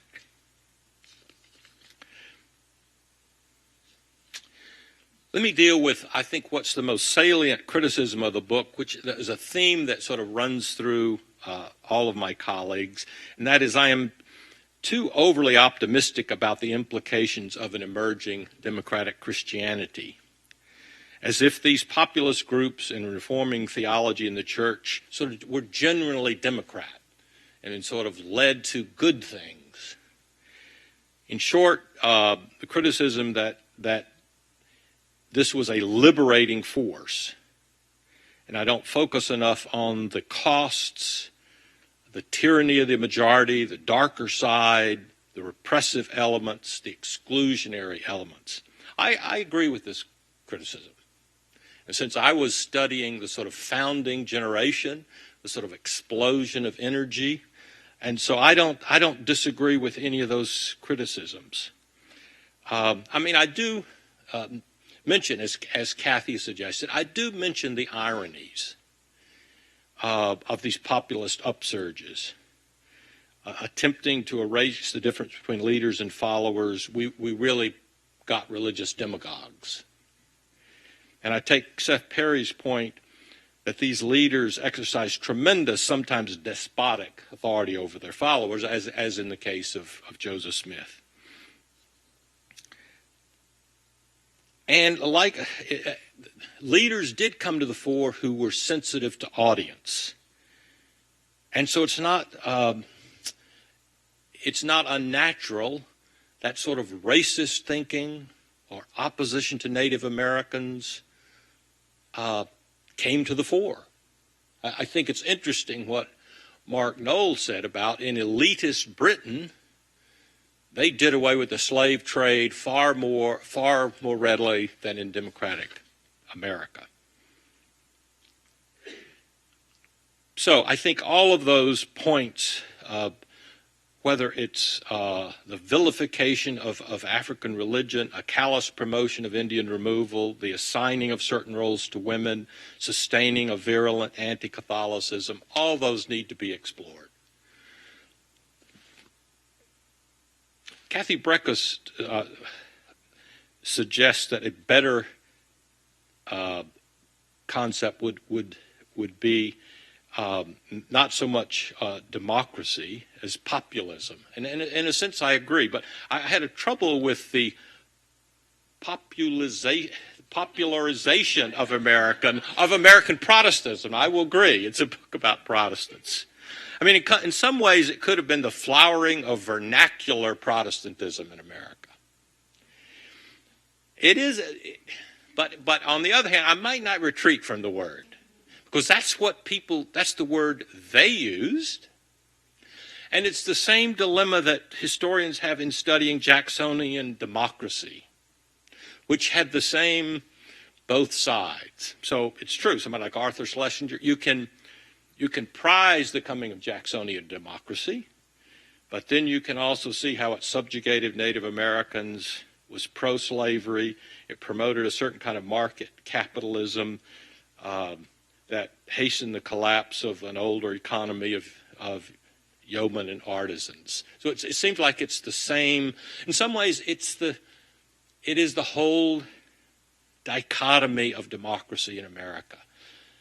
It comes with good things, and we as Americans like to think that democratic evolution always leads to positive things. That's, at least, I think that's the tradition. But I think it's wise to say it also can lead to many other things. Sylvester Johnson, following scholars like Orlando Patterson, in some ways takes an even dimmer view of liberty and democracy and what may be built into it. That at its core, it's often exclusionary and includes the racial dominance of others. That's the tragic contradiction in one of my favorite books in American history. I always tell students read it, Edmund Morgan's American Slavery, American Freedom. Because he said in Virginia, where Jefferson and Madison could extol the glories of freedom to the heights, it was the biggest state of the holder of slaves. And the two are intimately related, and in some ways it is a central paradox of American history. Another point, I agree very much with Kathy Breckis, who says that the coming of market capitalism was very much tied to these changes, and I think more could be made of that. It wasn't just politics. And Amanda, you make the same point. The coming of market capitalism was significant, and it involved wrenching kinds of changes. And I completely agree with that.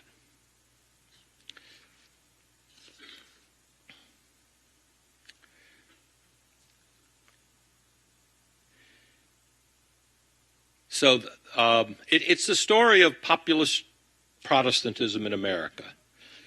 And that kind of Protestantism, as Catholics have always suggested, can be every person a law unto themselves, or at least every religious demagogue who can drum up an audience is a community unto themselves. The German Reform leader John Nevin suggested that the distinctive feature of Protestants in America was no creed but the Bible. In some ways, it's a Jeffersonian view. The past is mostly ill, and you can start over. The great irony is that in taking up the Bible in this way, like Jefferson studying it without the heavy hand of the past, it often had the opposite effect of bringing people together. The Shaker pilgrim Richard McNamara put it this way: 10,000 reformers, like so many moles, have plowed all the Bible and cut it in holes, and each has his church at the end of his trace, built up as he thinks of the subjects of grace. I think a really poignant example is that of Alexander Campbell, the greatest proponent of sort of the Bible alone. Open the Bible as if mortal man had never seen it before, he said. So you have to ask, did the Bible help Campbell and his family sort out, say, the issue of slavery? Campbell himself was a moderate opponent of slavery, hoping desperately to keep North and South together, that if we would just talk about the Bible, all would be well. His sister, Jane Campbell McKeever, who also started a school for women southwest of Pittsburgh, not too far from what's now West Virginia, she became a staunch abolitionist and supporter of the Underground Railroad. Alexander Campbell's son and namesake grew up in Bethany, Virginia, soon to become West Virginia during the Civil War, and his son, namesake, became an officer in the Confederate Army and was tried for treason after the war. The Civil War completely broke the family apart. The Bible in the hands of the people became a rallying cry for new and unexpected religious leaders and fueled the dynamic growth of popular Protestantism. But it helped to create a vast religious marketplace that almost defies the imagination and about which there is much to admire and much to lament. Thank you.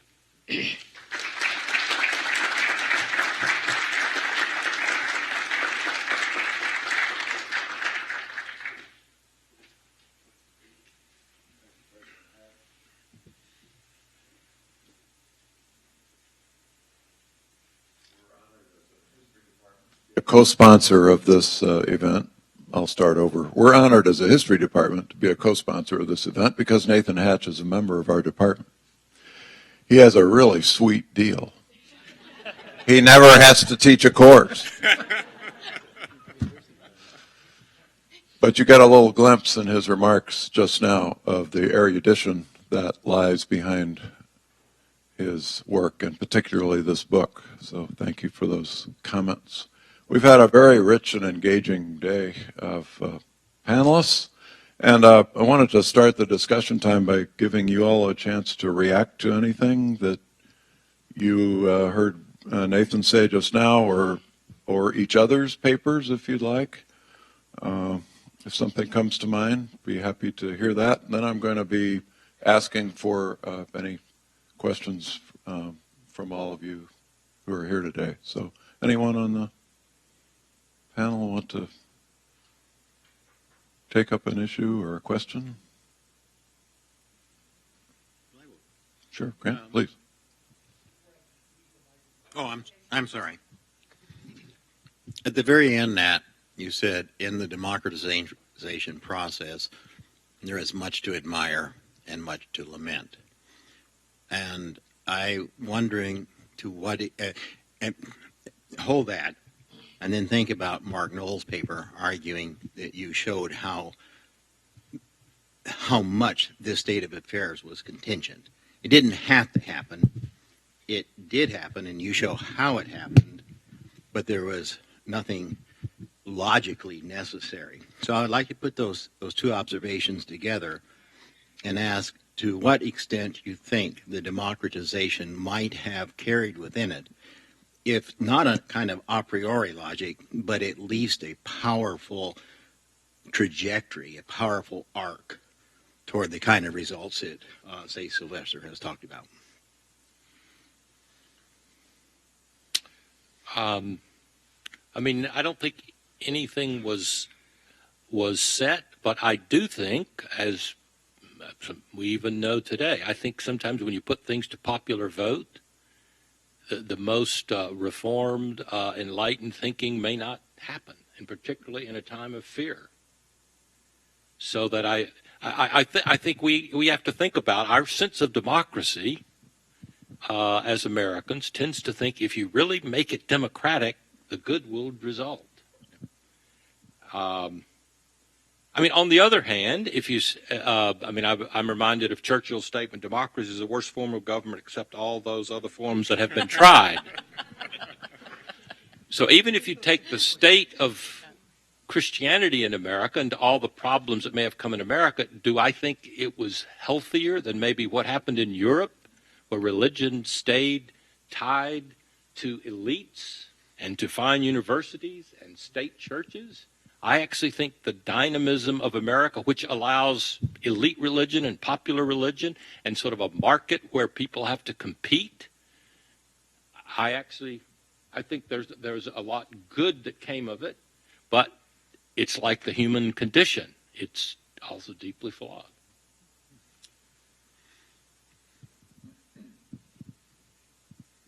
All right, you all, I know you have questions.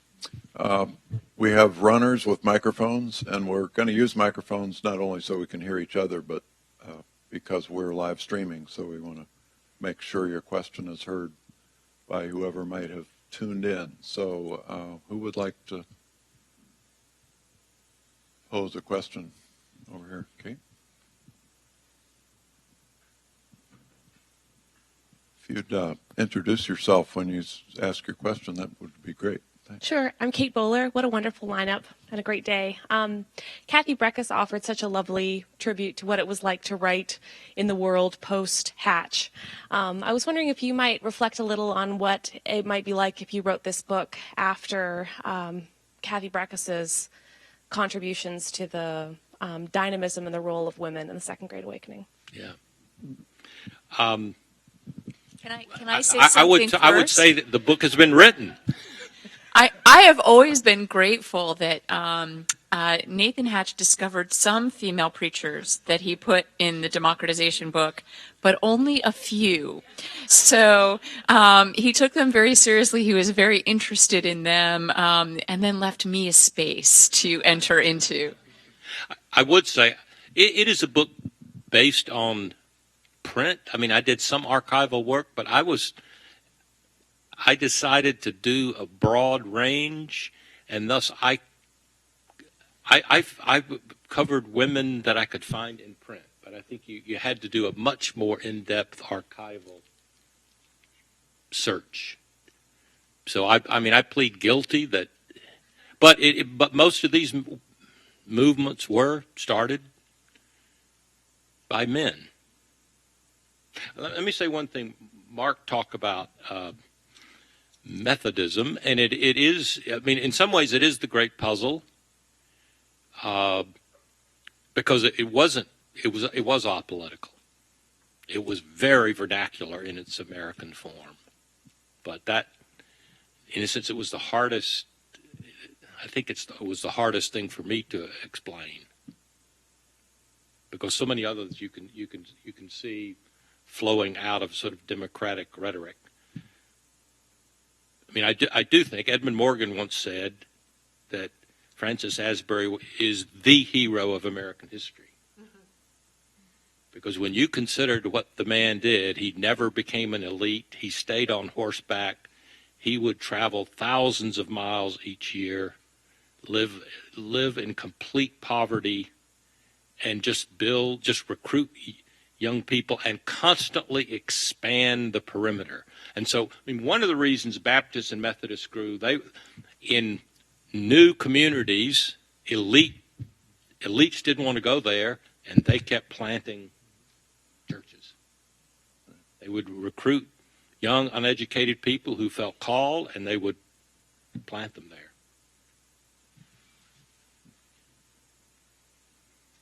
Another question?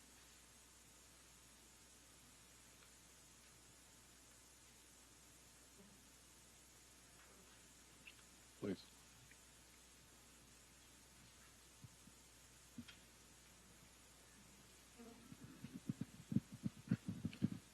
Hi, Aaron Griffith. So this is a book about religion and politics, and the time when it was written in the 1980s was a time when a particularly interesting relationship between religion and politics on the American scene. And I'm wondering if you can speak, President Hatch or anyone else, of how you saw what was going on in the 80s informing your approach here. I mean, part of the reason I gave the history, I mean, it's been suggested somehow it was a book of the 80s. The thesis came in 1977. And as far as I know, I mean, everybody has political assumptions. In some ways, the thesis was driven by the evidence I saw, and I got fascinated with these upstarts. And so in a sense, I'm not sure there's a political connection to the 80s. I mean, I wrote a lot of it during the 80s, but in some ways it was the working out of a paradigm that was set earlier. Can I just ask a question to add on to that? I mean, or maybe just make a comment. I mean, it seems to me that one thing that became really visible in the 80s that I can imagine influencing you sort of, below the surface, is the influence of religion on American politics, which I think probably was not so obvious in the 60s, or at least a different kind of religion. And I feel as if there was a whole wave of scholarship coming from the 70s forward, I mean, including George Marsden and Mark Knoll, that part of the reason that it resonated so much with the people who read it is that in some ways you were uncovering things from the past that helped us make sense of things in the present. So I guess, the question is whether, or the comment, I guess, is that this must have shaped just the way that you were thinking about religion and politics on some kind of global level. Yeah. Oh, and I think the election of Jimmy Carter was significant in terms of bringing religious issues to public life. But it is true in this whole period, I think the role of religion in American life was being more and more recognized. And I don't recall sort of how that exactly influenced me. But I guess what I, as I said before, so much of religious history has been done in sort of denominational channels, and so I was trying to cut it the other way. And I think there had been a lot of talk about the Second Great Awakening, but there just wasn't any good way to explain it before. I think I would respond to the question by looking at a different contextual factor from not just the 1980s, but 70s and 60s. And I'm saying this even though I do think historians are probably amongst the least self-reflective individuals on the face of the planet. But certainly what was in play for at least some Nat and his friends, or George and his friends, was a sense that Christianity was true and important, but that the form of Christianity in which we had been raised needed self-criticism. And that, I think, is actually a post-war northern white trans-denominational, in that sense, evangelical phenomenon that certainly is not disconnected from politics, but is political, I think, only in a very, very broad way. I mean, one theme that runs through my work from the time I did it, actually my first paper in graduate school, eventually a dissertation, is that sometimes religious historians think that religion is too important and is actually causing a lot of other things. And my first paper was basically to say the most influential thing on New England religion in the middle decades of the 18th century was war, and how it dramatically changed religion, and I call it civil millennialism, but the rallying, the religious rallying of people to war. And so similarly, Amanda mentioned this. I mean, I think religion, and actually this relates to Alan Heimert's thesis, that sort of evangelicals were influential in the coming of the American Revolution. I was always puzzled because the New England clergy supported the revolution whether they were liberal or evangelical. So I said somehow that thesis doesn't work.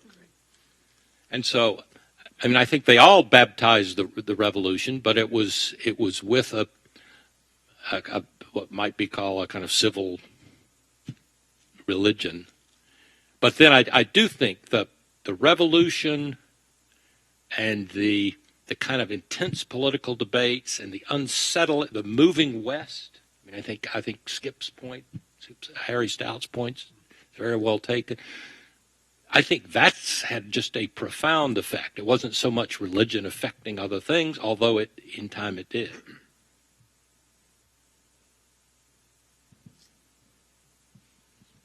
Oh, sorry. Someone with a mic already. My name is Lance Henry, and I wanted to make a comment about first the populism, democracy, and that is after reading the book, one of the major takeaways for me was the conflictual nature of democracy, and that it sort of had a negative and a positive side to it, and I hadn't really considered the negative side to democracy until I read this book. So that was one of my major takeaways from the book. In the epilogue, one of the things you mention is the high percentage of population engaged with churches, religion in America, and in stark contrast to Europe.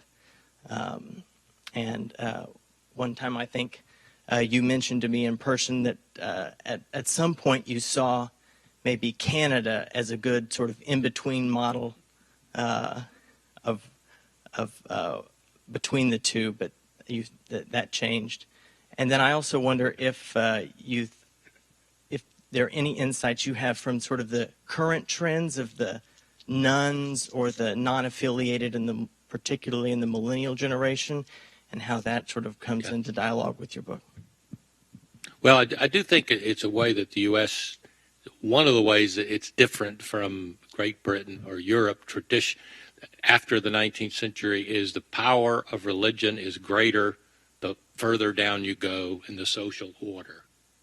And I think in some ways it does have to do with this period. So you don't have a working class that's necessarily alienated from the church. And America is distinct in that it is both modern and religious. So if I can remember what Peter Berger said, if Sweden's the most secular country and India is the most religious, America is a nation of Indians governed by Swedes. So in our high culture, we're pretty secular. But when you get out of that, now that's one thing. I mean, I do think overall the power of religion is waning. So but still it's significantly different in Europe. Mark is the expert on Canada. Yeah, things have changed pretty rapidly in Canada too.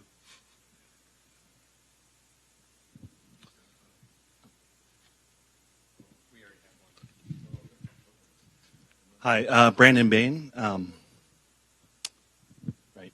Okay. So we've seen some criticism of democratization and of Christianity, right? That it's about Protestants more so than Catholics or other forms of Christians. I'm wondering about the term in between, American. Most of us today now are in departments that are named Religion in the Americas. And there's some notion that America is something larger than the United States, perhaps. And this isn't new, right? It goes back to Herbert Bolton and others who narrated the Epic of Greater America, the first part of the 20th century.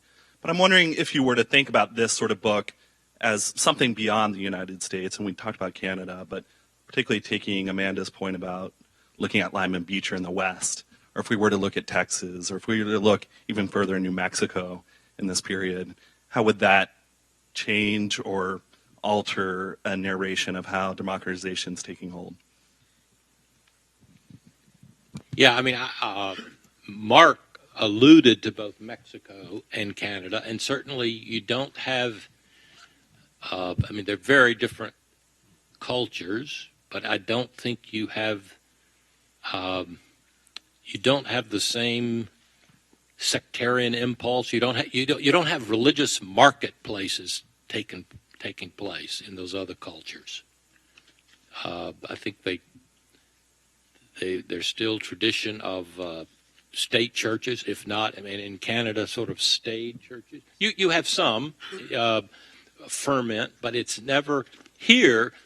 It's sort of the absence of not only a state church, but you don't have any church as the nation moves west that is the inherited, that's at the center of the town and has the cultural authority.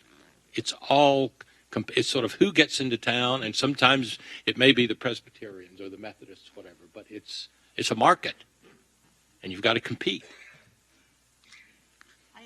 I think one of the most important points about Edward Baptist's work, his book, The Half That Hasn't Been Told, titled like that, is the way that the southern states from the beginning were thinking about separating and linking up with nations or entities in the Caribbean and further south, so that there was a notion of the Americas, very much in the minds of southern planters, that was not the United States necessarily.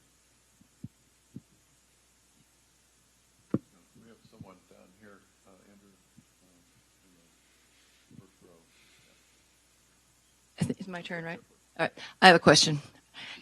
I'm going to take away many things from this, Nathan, but one that I would take away is, I think it was Grant maybe reading for Skip, that when you went to your first AAR, Robert Bella based a paper on your paper. I would have like died and gone to heaven just in that moment. But my question, After no one came to our side. yeah, it was pretty good. I would have gone home pretty happy from that meeting, I think. But my question, if I can articulate it, it relates a little bit to Bella, and it's the question of civil religion. And it's the kind of back and forth that this topic and this conversation raises. That if you seriously have the democratization of American Christianity, even if we say American Protestantism, and yet we still then try to maintain civil religion as a kind of distinctive category on the American religious scene, what really is the give and take, both kind of developmentally and then as it, both in the period that you were writing about and then I think continuing to move forward, that balance between Christianity proper, even in the democratized form, and the play of civil religion that pulls so much of that into its conversation. I mean, I think sort of the power of the United States as something new and almost redemptive is very strong, even for the most dissenting groups. I mean, Joseph Smith considered running for president. And so even as much persecution as the Mormons faced, it was not that they wanted to become something other than American. I mean, I think that's an interesting point. And as apolitical as the Methodists were under Asbury, I mean, in the end, they became the most quintessentially American. What's the big Methodist headquarters right by the Supreme Court? I mean, I don't know, was that early 20th century, but it's sort of I don't think any denomination wanted more profoundly to say we are at the heart of American life. Catherine, sorry, Nick. Catherine Breckis' longtime colleague Martin Marty wrote a wonderful article once called Two Kinds of Civil Religion, which is the answer to your question, because you have to differentiate between what is the intended application of civil religion and then what's the intended meaning of Christianity. Blur it as we have the conversations about both about this and about civil religion, that they don't become Martin Marty's two kinds. There's another way to think about that also, which is that the dividing line between religion and politics is really arbitrary, and it changed in the American Revolution. And that's part of what was so unsettling, is that the relationship between these things altered, but that relationship itself was arbitrary. So where we as historians think about, well, the Methodists weren't political, but I mean, they had a system of governance. We're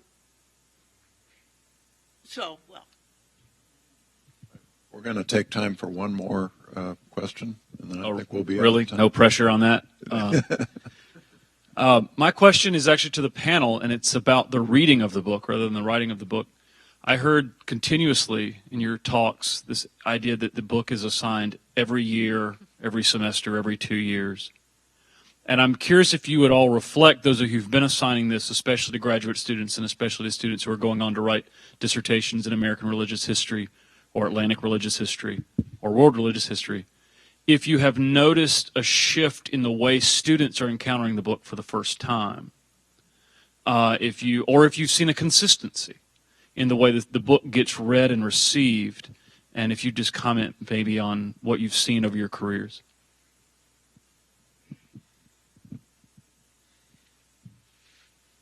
I can say that I'm teaching my very first graduate course this semester and assigning it for the very first time. So I feel like that should be the last person to comment on the panel. But I'm assigning it with Amanda's book. So I'm overloading my graduate students on reading for that one day, but to have both of those together. Well, I'll comment on that because I've assigned it many, many years, and some of my former graduate students are here, and I'm very pleased they are. And in some ways, they should be the ones to respond. I have assigned the book to a great extent as an example of how to write. And I think it's impossible to exaggerate how important that is. And was it Mark said historians are not very self-reflective. I don't think we spend nearly enough time talking about the importance of writing, not only well, but writing beautifully. And we've commented on this several times on this book. And even if you're not an American historian, just read it. Just for the sheer pleasure of seeing prose and powerful, colorful, active verbs. If you get the verbs right, everything else is right. So that's one thing. And graduate students never change in their evaluation that this is how to write. And I'll actually say that I have a criticism that comes out of that, and I ask students, and that is it possible that the writing is so beautiful that you've been hoodwinked? You're just sucked into this and say, gosh, this is so powerful. But back up, what if it were written like, X, Y, Z, I think that's a really good question. But then you're exactly right. I think that over the years, there's been more and more resistance as historians have raised the questions of agency, the role of women, and these other things. When my daughter read it last fall, she said, "Where are the women?" Well, his daughter was in my class, and she also said, "This is really a good book," and she was exactly right. What a lively discussion. Shows how this book continues to provoke thought, and we thank you for this occasion, Nathan Hatch, for providing us this book that's enriched our teaching for these 25 years. And to all our panelists, Jay, do you want to say anything in conclusion? Well, thank you all for could I coming. Yes. Thank the organizers, particularly Jay and his team, and Gail and Tom and everyone else for job well done. Thank you.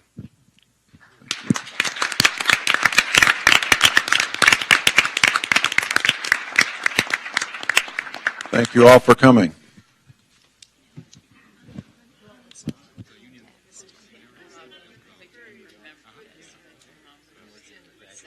I did Florida A&M University.